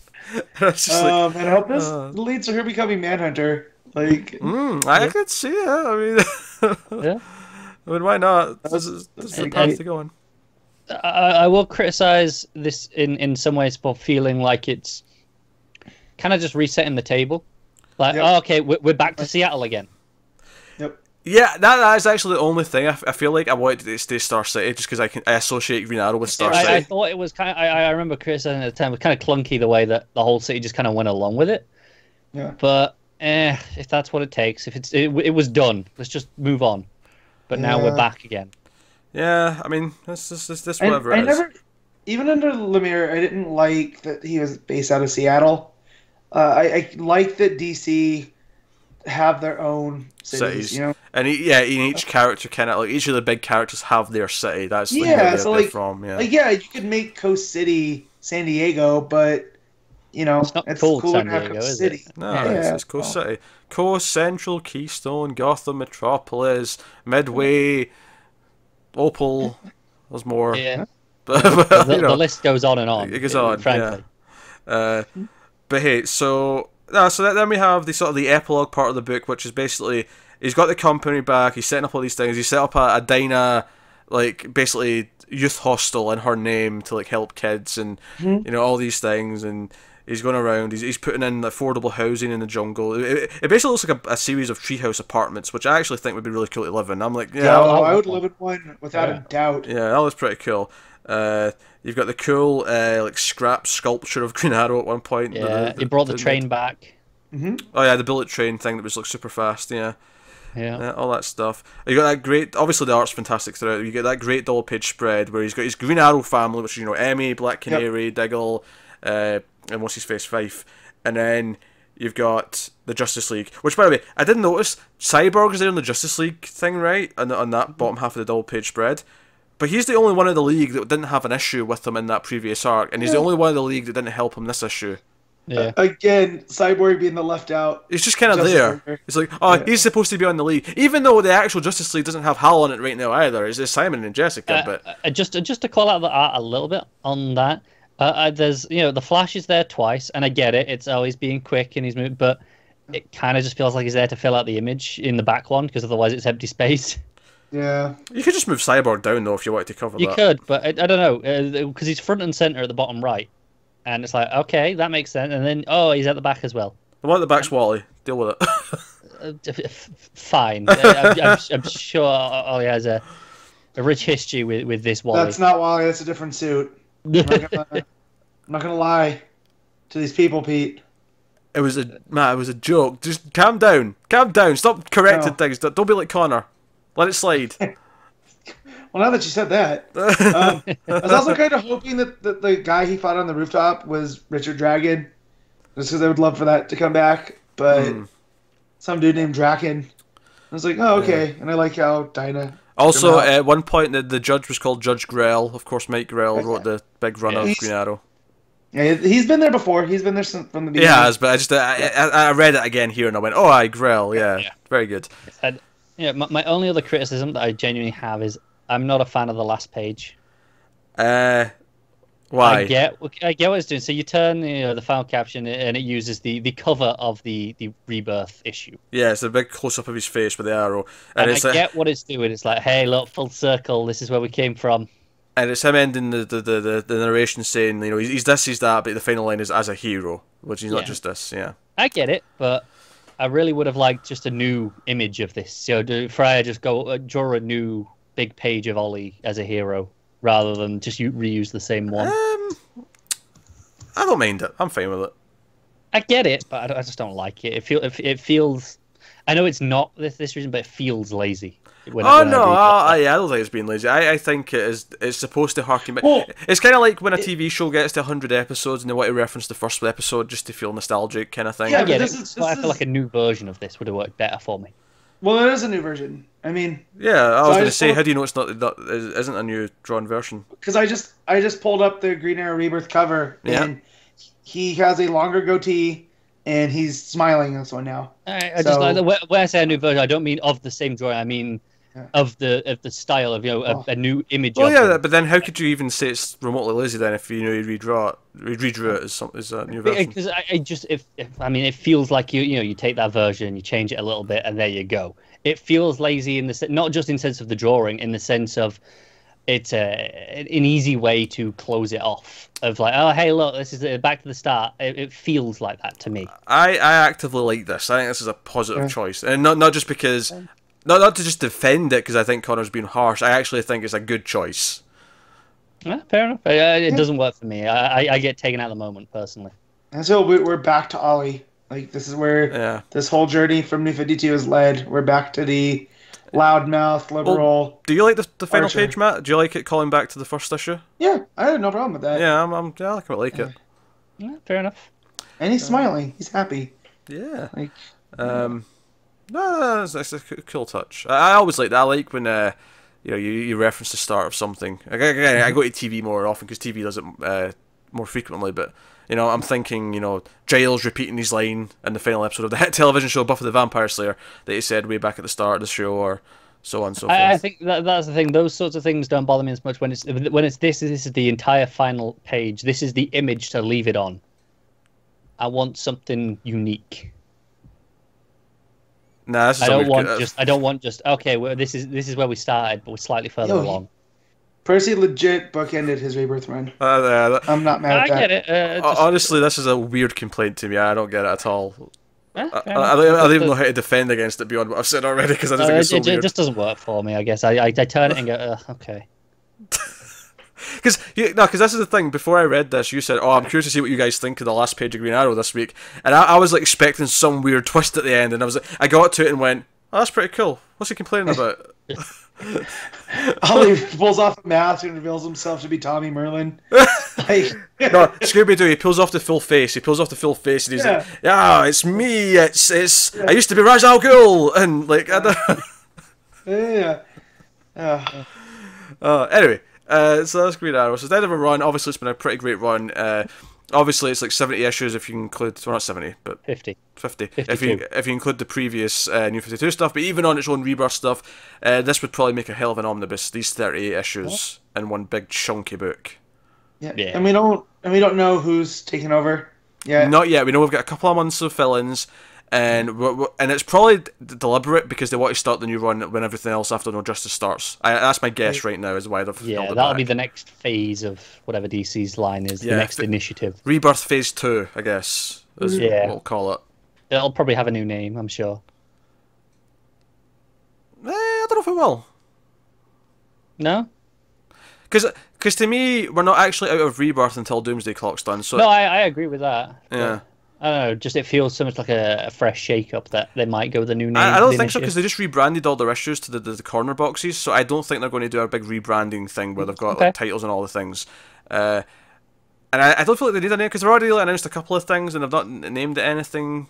Yeah. No, I mean, I could be wrong, but like I feel like it'll just be, no, we're this is a creative shake-up, but we're not like doing, you know, all new, a fresh start, Boogaloo, Marvel I'm with you. 2.0 bollocks. Anyway, so shall we move on?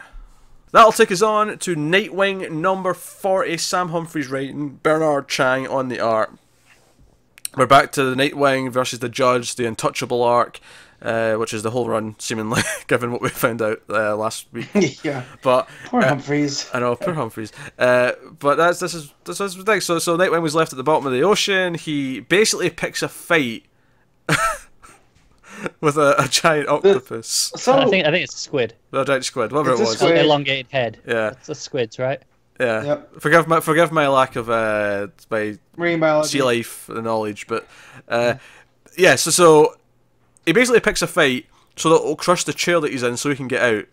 And he's got like suction marks all over his body, like when he's like out of the water later on. I just thought it was kind of funny. So over the top. top. I thought it was cartoony, but not in like a good way. I feel the tone's been all over the place with this Judge arc. Yeah. Here's the thing. I actually really like the second half of the issue. I think when too. Nightwing's gunning for him, he's going in the motorbike through the casino and he's going through the League of Limousine Assassins. There's that moment in the elevator where the Judge is getting in the one and Nightwing's coming out the other. Yep. It's a really nice page of like sequencing. So basically everything after Baby Ruthless. Yes. Baby Ruthless was a reminder of that horrible flashback that I did not like. I didn't want any of that. I still don't understand why her character's there. No. I'll tell you why. It feels like something when this was planned to be at some point a significantly longer run, and this was going to be a new member of the supporting cast. But now we're not getting that run. It just feels like, okay, there's a weird side character for some reason. Yeah. I kind of agree with that. I like the second half a lot because the second half feels like it's just sort of like it's really well drawn, it's good action. Nightwing, I mean, his voice is right, of course, as it's been, and I feel like that's just kind of following up on the stuff that I've liked in this. It's got a great pace to the action. Pace, yeah, it's great pace because it's intercut with the Judge, and we're hearing this horrible story of how this casino owner wanted to build his casino, so he like kidnapped someone. They tried normal things like bribing and stuff to get the families to move out of the neighborhood, and then they kidnapped someone. Accidentally, they ended up killing him. And then the father went nuts because they framed the uncle, so he killed the uncle and he killed his wife and he killed everyone. It's this tragic story, but he got what he wanted, and you know the Judge finds it hilarious though. Like, he does. Yeah, he's got a sense of humor. That dude, God, he's been such a good villain. Like that's it's weird that Nightwing. I feel like he doesn't have his own. Like there's Blockbuster, but outside of that, he really doesn't have any memorable villains. I hope this one sticks. I really like. Yeah, keep something from the run at least. Yeah, I would like that as well. I think this issue was... I mean, overall, I think it was pretty good, and I think the second half is what makes it really strong. And that's like up to the standards of, say, the first two issues and the fourth issue of this arc. Obviously, the third one was that horrible flashback issue. And then the last issue, I still thought was good, but definitely was a bit more murky in how it was telling its flashback story with the Judge and how he came to be. I think the first half of this isn't bad, it's just inconsistent with what I want from this run. There was a way that they could have done that still with this. You didn't need the squid though. Like I expected Guppy to show up and help him out and be like, I wasn't in control, I don't like this, now my dad's gone, I want to get the Judge, you know, and then it takes him from being this pathetic character who has no agency in his life to like actually being proactive. And instead, you want to flesh out his supporting cast. No, I agree. And instead, we get this randomly really cartoony thing, which would be fine, except it doesn't really fit the tone of what most of this Judge arc has been, which has been dead serious. The Judge is a super big threat, and he's making people do all these awful things. So, no, I agree with that. That was a quick fix. Is next issue the last? April's issue is the last one. Yeah, because I was just saying, it says next final judgments. That sounds like end of the arc. Yeah, I think if I remember correctly, because we've had solicits for April, but not May, right? Because isn't Percy taking over? Percy's taking over in May because we're getting fill-ins in April, I think, and then Percy's taking over in May. Yeah. We must have had the ones for May, right? Because we did, but it's good. I was trying to in my mind figure out what was happening in April, but I'm remembering there was 2 fill-ins, and then it's going single shipping with Percy in May. Yeah. That's it. But yeah, so no, I mean overall I still had fun with this issue. Even if it's not got the because that first couple issues, man, I was like so high in this arc. I thought this was going to be the next great run of Nightwing. And it's just it's stumbled here or there. It's bounced back every time it's stumbled, but it's not bounced back to the exact same. It's because it loses its momentum, and it comes back, but it doesn't come back quite as strong. It just loses something every time. Yeah, so. I'm looking forward to the final. Hopefully, it'll be a good fitting thing because I still think this will make a solid trade when you put it all together. Hopefully, it's gone from though, like I say at the start, this could be one of the greats. This is one of the Nightwing's things that you go, okay, that's something to read. Whereas, yeah, sure, you can check out that trade sometime if you want to read something like a fun Nightwing story. Yeah, I think if the Judge ends up being a villain that we can keep around, it'll probably be an important story in establishing why he's such a big deal. But yeah. But hey, I don't know. But I mean, hey, it wasn't super bad or anything either. So, we'll move on then to Deathstroke number 29. Christopher Priest once again writing Diogenes Neves on the art, and this is us finishing off the Chinatown part of Defiance. That was really weird. On the title page it says Chinatown conclusion, Defiance final part. I'm like, which one? Take your pick. This is the case of Defiance being the overarching stage of the book and Chinatown being this arc. I'm not gonna lie, I'm losing steam on Deathstroke. Like, it's just this issue. I don't know. I quite enjoyed this issue. I did not. Pete? I thought it was fine. I didn't love it, but I was into it well enough. Yeah, I didn't love everything, but I thought it was pretty solid. I didn't think it was any worse than any other issues. I liked some of the moments in it, but just the build to that reveal, which we'll get to, I'm sure, I was just kind of like, oh, what? I mean, it was mainly an action issue because you had. Do you know what? This is the problem with so many characters and plots that this book has. What's the dude's name? The one who's got the girl and he's the villain here with the gang. The gold suit. White Lotus. Yeah. Like so. He's got the girl and Deathstroke shoots her and there's just a rubber bullet. Blah blah blah. But it becomes a big action thing because basically Tara's pissed at what Deathstroke said to her and she feels used and abused, so she just basically starts going nuts like it was and so I like that. So Tara's going nuts trying to fight him, and then Icon shows up in his big deformed state. He joins the fight. New Superman shows up and joins the fight. It becomes a big rambling action issue basically for the bulk of it, and that was pretty much it. So it wasn't as complex as some previous issues. You had Rose kind of basically kissing her husband because up until now it's been like a fake marriage essentially. I still don't understand the Rose Willow thing. No, she seems to think she's possessed by someone else. This ancient woman. Guess. Yeah, I'm not following that. Because she picked up the sword that was planted for her by Deathstroke because it's the only thing that could kill Deathstroke. But somehow there's a soul of a ancient Hmong woman trapped in it. I have no idea what I just said. Yeah, I don't know. I will not defend that too much. Yeah, I really that's my main problem with this part of this story is up to this point I was like, oh cool, Rose is striking out on her own, this is weird, and then we had the reveal with Tara where she's just like, Rose? And never once did we ever think that Rose was this Willow girl going around Chinatown ending people, and now here he complicates it even more by adding like the split personality that never been really addressed. I kind of liked it in the last issue when it revealed that she might have been the one that killed Antoine. Like I thought that was a cool little twist. That. Like she did what she had to do because she was part of what's their Hydra? It's not Hydra, but Hive. That's what you're going for. So and then this was how she was dealing with it. Like this was a psychotic break episode. Oh no, I didn't read it like that. I read it as though she was this other personality when she killed Antoine. That it wasn't Rose that killed her. I agree with that. That was what was interesting to me. But I think that her just being possessed rather than having it be like a psychotic break, it makes it less interesting to me. Yeah. But then it's a case of, is she possessed, or is she just? Oh yeah, that's true. I don't know. That? Like, is that just her way of coping with it? It's like, it must be that. But she's actually not. She's just got a split personality. Like, it could be that. That's more interesting to me if that's the case, because I think the twist plays better where it's like this thing she personally has to fight, as opposed to having to fight off a possession, which is not really something that feels like it's part of this run or this world. It just feels like a shoehorned in horror concept that's from elsewhere. Right now, we only have her word for it. That's true. So I'm not taking that as gospel just yet. And they basically beat Deathstroke, and Deathstroke goes to Arkham. Yeah, I kind of drops a car on it. Oh yeah, I mean, finding out Deathstroke's in Arkham's pretty nice. That works. Yeah. When we find out that Billy that he's been talking to actually wasn't an implant. Yeah. Icon, and which I actually really like. I like that. Oh no, that was never a thing. He's just been talking to himself. He's going crazy himself.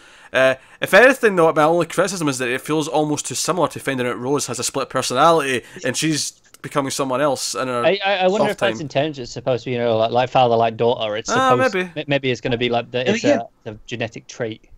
Rereading this Teen Titans stuff, and there's that subplot of Deathstroke and Ravager early on, and I forgot how much of that that Priest is pulling from that relationship, and her not being raised by him, and so that's all good. But again, the personality stuff, I'm just like, no, I think I'm very much looking forward to the next arc, because the next is the Batman versus Deathstroke. It feels like it's going to be okay. This is back to basics. This is pared down.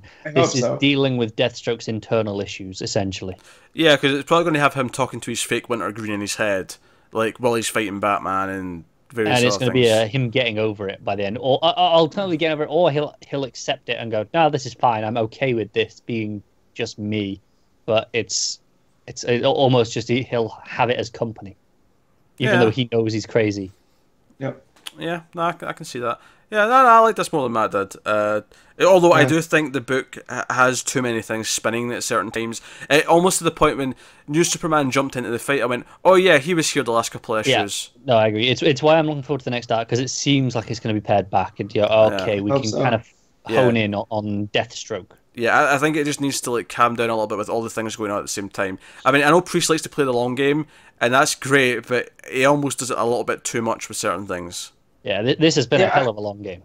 I would love to see his idea board and just the threads that connect to each other when this is all said and done, just to see, what worked and then what got to a point where he couldn't work with it because it's so elaborate. I don't know. Yeah.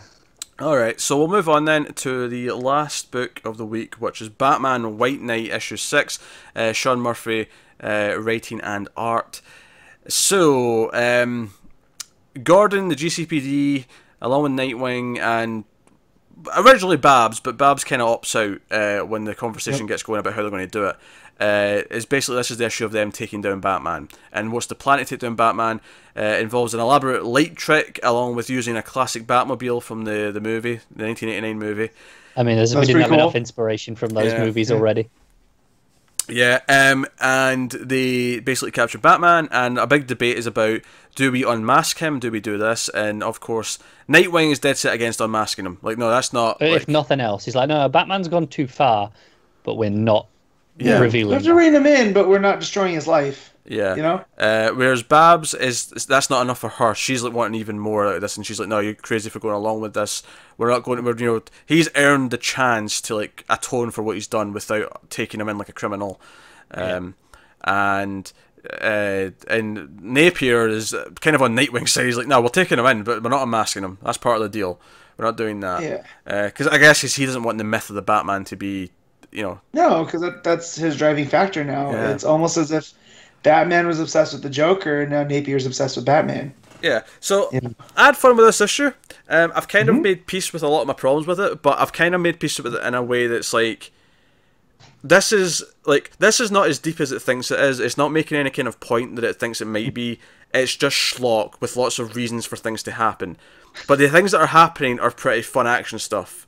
But you just described why I love Kong Skull Island. No, it was just because it was like, we need an old analog it's basically a Pacific Rim. We need one that doesn't run on anything digital, so that the EMP doesn't take it out. I can steal one, and you turn the page, and it's the big Batman '89 Batmobile, which is a great design of a Batmobile. And all I could think was, this is fan wankery service bullshit That's this is. I just that's what I got so cynical at that page turn. And I was like, yeah, you're just kind of eliciting reactions because people have nostalgia for this. It's not really getting any weight. I disagree with Batman that. list. It's, we're getting what Murphy wants to play with. We knew that from the beginning. Oh, sure. But here's the thing. This is the thing. What I've realised is that he has nothing to say with this book. But this is all it is. It's him and this is him in a toy box playing with things. And that's okay. I massively disagree with you on that. Because he's playing with the dichotomy of what it is to be good and what it means to serve, a community. It's too all over the place for me to take it seriously as a statement on any of this, though. I don't agree. And you're saying, oh, it's just playing on your nostalgia. It's not. I mean, yeah, it plays up the moment a bit because it's like, oh, hey, you recognize this. This is cool. But everything there, you change that Batmobile design, everything still plays just as well. So why not use a different Batmobile then? Because he probably always wanted to draw that Batmobile. Yeah, why? Which is not? fine, but it's a light reason. It's not like it's not adding anything to it because it's that Batmobile. No, it's not. But you're saying, oh, you get cynical because it's that Batmobile. But if you change the Batmobile to something else, I think it doesn't lose anything. The easy answer to why that one is the audience recognizes that from an older time, so we go, oh, that's pre-digital. Sure. Come on now, bullshit. Not that surprises me. It's got a turbine engine in it, Pete. Like, it shoots. That's not what I'm disputing, though. But I'm just saying, I don't think this has anything deep going on in the book. I feel like he has nothing to really say. And I've been saying this for the last couple of issues. I've kind of made peace, though, because the action stuff is really fun. I just kind of enjoy what's happening. Neo Joker firing a big freeze cannon at the city. Sure, we'll do that. Why not? Let's have fun. And wrote "Send Joker." Sure, we'll do. Okay. So Tom is worked with Victor Freeze's father, who was designing stuff for the Nazis. But Thomas wasn't a Nazi. He took care of Victor Freeze almost like a son afterwards because he cared about him, and that's why Freeze is helpful. Yeah, Project Paperclip started through Freeze. The whole thing. Baron von Freeze and his Freeze tech, and again, you described it perfectly at the top, where it was kind of just like a B thing. Yes, and there's nothing wrong with that. I'm not trying to put it down too much when I say that. I'm just saying that I don't think this is some deep analysis of Batman. See, but that's where I disagree. When it actually does the things with Batman and the Joker and their relationship, it is looking at that. No, it's pretending to look at that. I don't think he actually has anything to say about it, though. I think it does. Here's my thing. I've said before that sometimes it feels really off to me, and you've but it's an Elseworld. It should feel different. Here's my thing. I think he's playing it both ways. He's too in the middle, because you can have them be completely different and then tell me it's an Elseworld. You can have them be essentially the same characters but in a different out of continuity story, and that's both fine. But there's times where it feels like, oh no, Dick and Babs and Bruce are being like the Dick, Babs and Bruce I think of. When Babs is arguing for something, I'm like, okay, that's Babs, and when Nightwing's saying this, that's Nightwing. Like, that's the Nightwing I recognise. Or when Bruce is doing something, that's the Bruce Wayne, that's the Batman I recognise. But then a couple of pages later, they'll be doing something that is unrecognisable and feels out of character. I think, no, this is the thing here, is where they're at their core, they're the characters we know, but they're turned up, they're heightened versions, they're taken to extremes of the ideologies that they represent. Which is why at times you go, yeah, that sounds like what our version would say. But then it goes further, which is where you go, oh, but now it's out of character. That's because it goes too far with it, intentionally. Murphy's playing with the archetypes of those characters. So, yeah, the most well-defined are Dick and Babs. Even Gordon here, I totally buy that Gordon's like, no, I'm tired of cleaning up after Batman. He's being put away. And that's his driving factor. So when he does bring him in, and I like the fact that Gordon is like, no, I'm doing this. And, you see him driving blindfolded. You're like, oh, what's going on? And he leads Batman right into it. I like that he's the one that brings him in.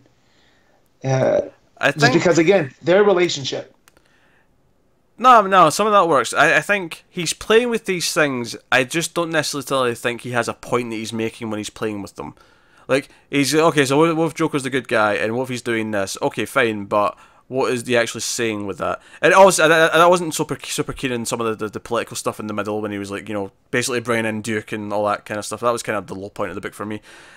When this works best is when it's being ridiculous ultra-world action schlock, and it looks gorgeous when it's doing it. And I had fun with all the action stuff. I had fun with the giant freeze cannon. but this is light B movie fun, and I'm happy with it being that. But that's the height of it for me. Phil and Connor are getting more out of it. Yeah, definitely. Oh, you absolutely are. Because especially when he gets to the freeze and his father was a Nazi and he was working for them, and like Thomas Wayne was helping take care of Victor because he was, because Victor Freeze's father was a Nazi and went away or whatever. But like when I got to that, I was like, okay, this is just pure. This is 80s movie schlock. Well, this is the thing. No, I think it is that, but with depth, because I think the depth is there to back it up. I don't think the whole thing with Alfred too is like. The reason Alfred was in that state with his, what was the disease that was from Batman? Gregor's syndrome, I think. Yeah, McGregor's. Yeah. Right, but he only had enough free stuff to save Bruce because Bruce came in with injuries, and I liked all that. That Freeze is kind of like, yeah, I've kind of always known, but he was never. I like that Murphy understands with some of these villains, they're never just about ending Batman, right? His whole thing was about Nora. And now that he doesn't have Nora, it's like, oh, well, I'm not going to be Mr. Freeze. He doesn't have that motivation anymore. Yeah, so he ended up coming to the other side. And so then you look at Joker, and he's become Batman, but he's so driven in this thing to bring down Batman that he's lost all other... Yeah, he's in the same way that clearly this story is telling us, no, Bruce has lost himself and he's gone too far into the Batman, and the same is happening to Jack Napier. He has gone too far into pushing this, and he's lost himself, which is obviously why the ending he is becoming the Joker again because he's lost who he was trying to be. That he kind of spills over. They're the same side. They're two sides of the same coin. Yeah. Here, and I like that he's playing that up. Also, I love how that end where the Joker comes back in. That's like the first time in the book where we get proper color, like bright color. It's like, no, the Joker is the electricity that brings standing out. And it almost makes me think too that this whole thing, not that it was a play, but it was Joker, letting Jack Napier drive, until the time's right. Exactly. Yeah, maybe. And now, we'll see. I'm excited. We got 2 issues left, and to see where it ends up going. But I just really enjoy it. I'm loving it. Mm-hmm. That's a fun issue. I think it says something though. The last 3 issues of this, I've squeezed in right before we've recorded every week. I intentionally saved this for. I save it for last. Usually I don't. Usually I read my favorite ones first, but I saved this for today to be my hangover cure. No, I don't save the best for last. I read all the ones I was saved for first, and then.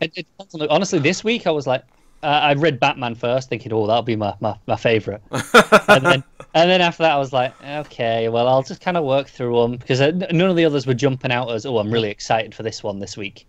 Being that I read a lot of my books on my break at work, and sometimes people don't let me break like they're supposed to. I can't read the stuff I'm really looking forward to. You don't want to get interrupted. Yeah. Exactly. So I save all the top stuff for last, and always White Knight's always the last thing I read right before we record. So Batman's in Arkham, and Joker's like coming back. Like, Napier starts turning into the Joker at the end. That's kind of the big cliffhanger. I think it's fine B-movie schlock. I think to give it more depth, I honestly think he would need a co-writer to kind of refine some of the ideas and refine how it's told. But when it's at its best, a lot of this is the big plan to take him down and the car chase and how that sort of wraps up, and then the big ice canning, all that stuff I was having a blast with. But I am having a blast in these are fun, cheesy B-movie concepts that are just going nuts with, and I'm kind of liking it in that level, but not in any kind of deep analysis of Batman and the themes of Batman and Joker level. So, and Matt's giant ass dog is coming in to interrupt everything. Yeah. It's taken 2 hours, but he finally. Yeah, we got warning that this might happen. Yeah, he just comes in and leaves. He's just like, nah, they don't want me. All right, bye. Okay, well, we'll move on. We'll move on. So that was the last book of the week, which brings us on to picking our favourite stuff of the week. We do best panel / moment, best art, best cover, and of course the top 5 books of the week. So let's get to it. So we'll start with best panel / moment. If folk would like to. Jump in with that. So Connor, what's your panel / moment? So mine's actually from White Knight. It's that sequence of the Joker coming back to life at the end. Okay. I think that's fair. Matt, what's your panel / Lay down! God. It's not gonna do any good. Alright, hold on. He's laying down. Nope, and he's gone. I was trying to stall, because I don't... This week was kind of tough for, like, standout moments for me. As much as I liked White Knight, I don't think anything really stood out like it normally does. Although that fight between Batman and Napier, that was pretty good. Mm. It's probably going to be from Green Arrow. That page where he's standing with the family on the top, and then the JLA on the bottom. I really like that. Just how split it is, because he's a man of two worlds. That's cool. I think I'm going to go with the Superman, Jaun doing all his chores to not answer the question about Kathy because he's embarrassed. I like that the most. I'll give a shout out though to that final page of Justice League though, because I think it is quite a big epic moment that I thought was really cool. But yeah, Jaun doing his chores to not be embarrassed about a girl is probably my pick of the week. And then we go on to best cover of the week. Matt, what you got for that? So my cover here is Nightwing. I like how crazy the Judge looks, and the fact that they're plunging underwater. I'm not a big fan of the Sea Butcher thing because that was kind of lame, but yeah, that one really stuck out to me. Now, here's the thing: when I'm looking at the covers when we're doing this, I can only see the regular ones. I can't see the variants. Yeah. So unless a variant sticks out from memory, well, yeah. I also didn't want to be that guy because I already did a Poison Ivy thing last time, so I couldn't go with the variant there without you guys calling me, biased. Obsessed. So yeah, or that too. Yeah. Also, the Superman variant. Actually, I'm gonna change mine. Mine's the Superman variant. Is that the Rebirth cover? Yeah. It's the Rebirth cover. That yeah. That's it. That's the Superman variant. I'm going to go see the Superman variant now to see if I want to pick that. I don't think I'd notice, but because I didn't really look. I typically don't necessarily look at the variants on first through. I'll flick through them later. Yeah. But the big hot girl head. Yeah. Oh, that's pretty funny. Actually, I'm going to agree with Matt. I think that Superman variant's pretty good. Oh, it's pretty good. I'm going to give it to White Knight. I think it has a really nice design to it. But I want to give it now, Matt. White Knight for yeah. 2 in a row. I do want to give a shout out to the Justice League cover. I really like the face off with all the faces down the side. Yeah, it's very old 90s. School. Yeah, it's old school as shit. Yeah, it's pretty good. All right, so best art of the week. Well, we got a Janin Batman, we got a Ferreyra Green Arrow, and Murphy on White Knight. Oh dear. I'm going to give it to Ferreyra for the final Green Arrow. Okay. I felt like there was more fist pumping moments because of the art in that issue compared to, and Janin was great on Batman, of course, but there was more fist pumping. Oh yeah, that's a great moment. I saw Ferreyra talking on Reddit, saying that he hasn't actually got a project lined up yet, but he said he's waiting. As soon as DC says what he wants him to, what they want him on, he'll be there. Okay. DC, ask him. Yeah. Get him doing something. Yeah, so I'm going with Ferreyra. Matt, what are you going with? So usually I go with Murphy for White Knight. But I wanted to be different, but I can't. I have to go with Murphy for White Knight.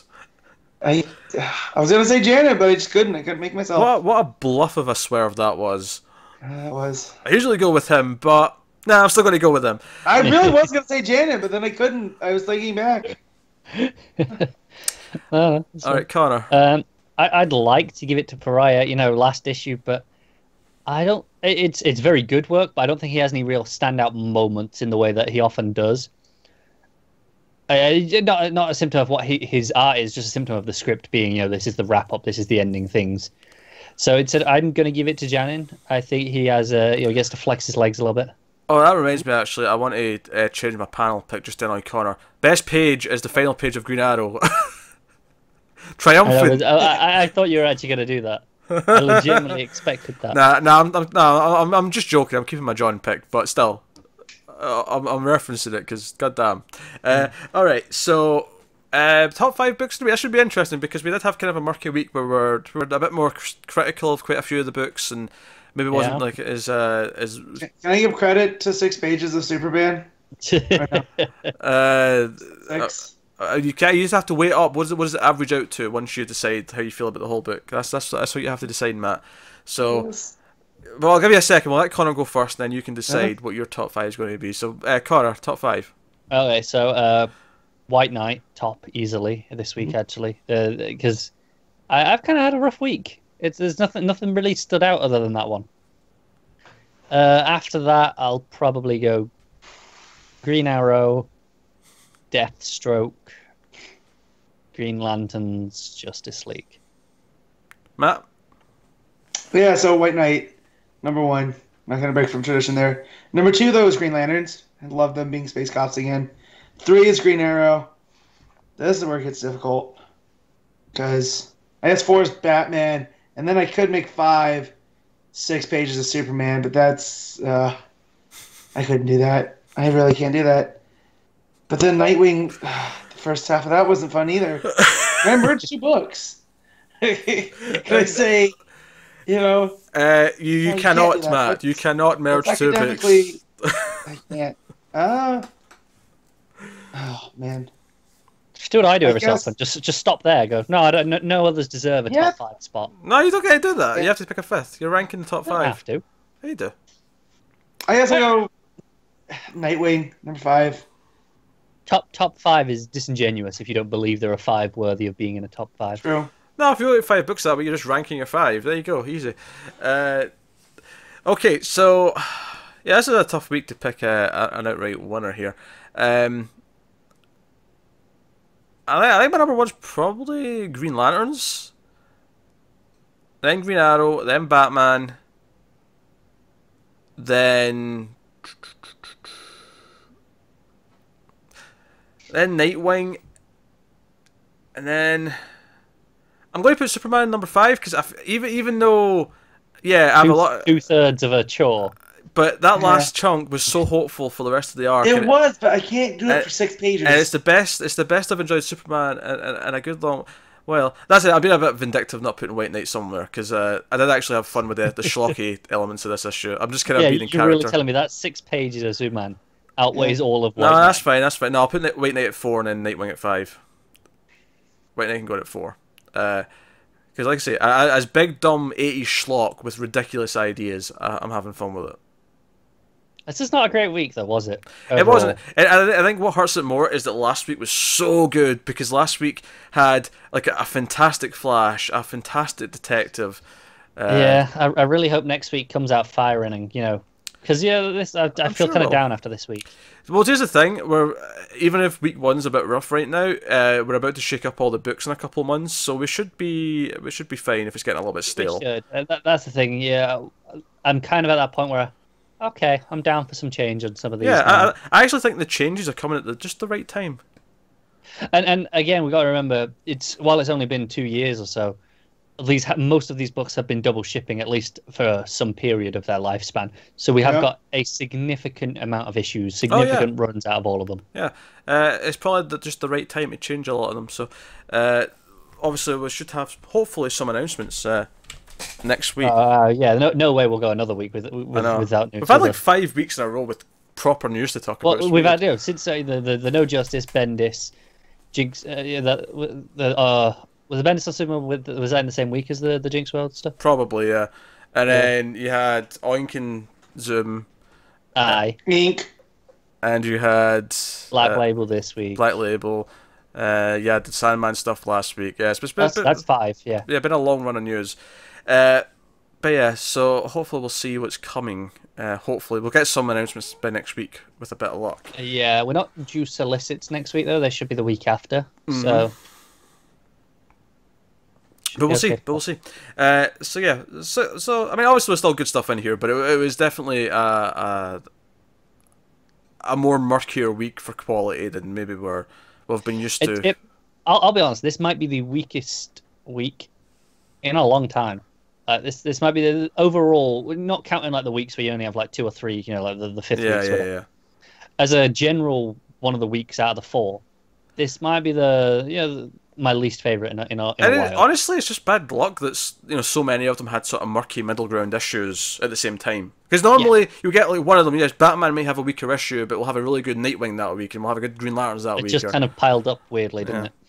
But hey, so that is. I'll tell you what's coming next week. That's what I always do after that. Coming next week. Although I believe Metal's been pushed to later in the month, even though it's week 4 now, I believe. Week I 4. saw Snyder tweeting that. So we got Metal and Doomsday Clock in the same week. That'll be a fun episode. Oh god, and Metal's like I think it's 40 something pages of story. Yeah, it's a hefty issue. It's huge. So we're gonna have a fun week 4. But Connor, why are you worried? You're not gonna be. I know. Shut up! Doomsday Shut up! Clock Don't week. jinx it. Shut up! The billboard construction will be going on outside, so it won't be able to record because it'll be too noisy. No. I am making this Doomsday Clock record. I don't care if it kills me. Coming.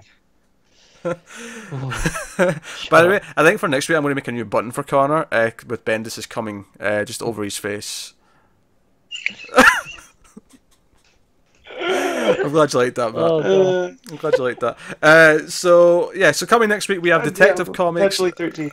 Detective Comics 976, Action Comics 999. 999. Of triple digits. I know. The last triple digit issue of Action Comics. Wonder Woman 42, Flash 42, Mr. Miracle's back with number 7. I'm looking forward to that. Woohoo! Getting big stuff next week. Supergirl 19, New Superman and the Justice League of China number 21. I'm excited for that. We get Sideways issue 2, so we'll see how that shapes out. And we also have the Immortal Men issue 1, so we'll see how that is. Well, it was originally going to be there. I don't know if it's not there. Well, I say originally. It was there when it got pushed. It was originally like in November, and then it got pushed to next week. So I don't know where it is now. Yeah, it's not next week. All right, well, no Mortal Men then. So disregard that. Also next week. Batgirl and the Birds of Prey number 20, Titans 21, Trinity 19, Hal Jordan the Green Lantern Corps 40, Justice League of America 26, Ragman number 5, Raven Daughter of Darkness number 3, Red Toon the Outlaws number 20, and Suicide Squad number 35. A lot of books there that don't. There's a new Young Animal book starting, Eternity Girl. It's a new mini, and the Green Lantern Earth 1. Yeah, boy. Yeah, that's out. Excited. That will likely end up being the monthly Patreon episode for April. Is what we're thinking. We've got another one planned for this month, but it's probably going to end up being the April book for the Patreon monthly. So hey, but there you go. So that's what's coming next week, and that has been number, I believe, 94 of Comics from the Multiverse. So we're getting close to those big triple digits. We'll be hitting triple digits just as Action leaves. We'll hit. Yeah, because like we said, we've said this in the past. There'll be 2 episodes that week. There'll be an Action Comics special just for the 1000th issue.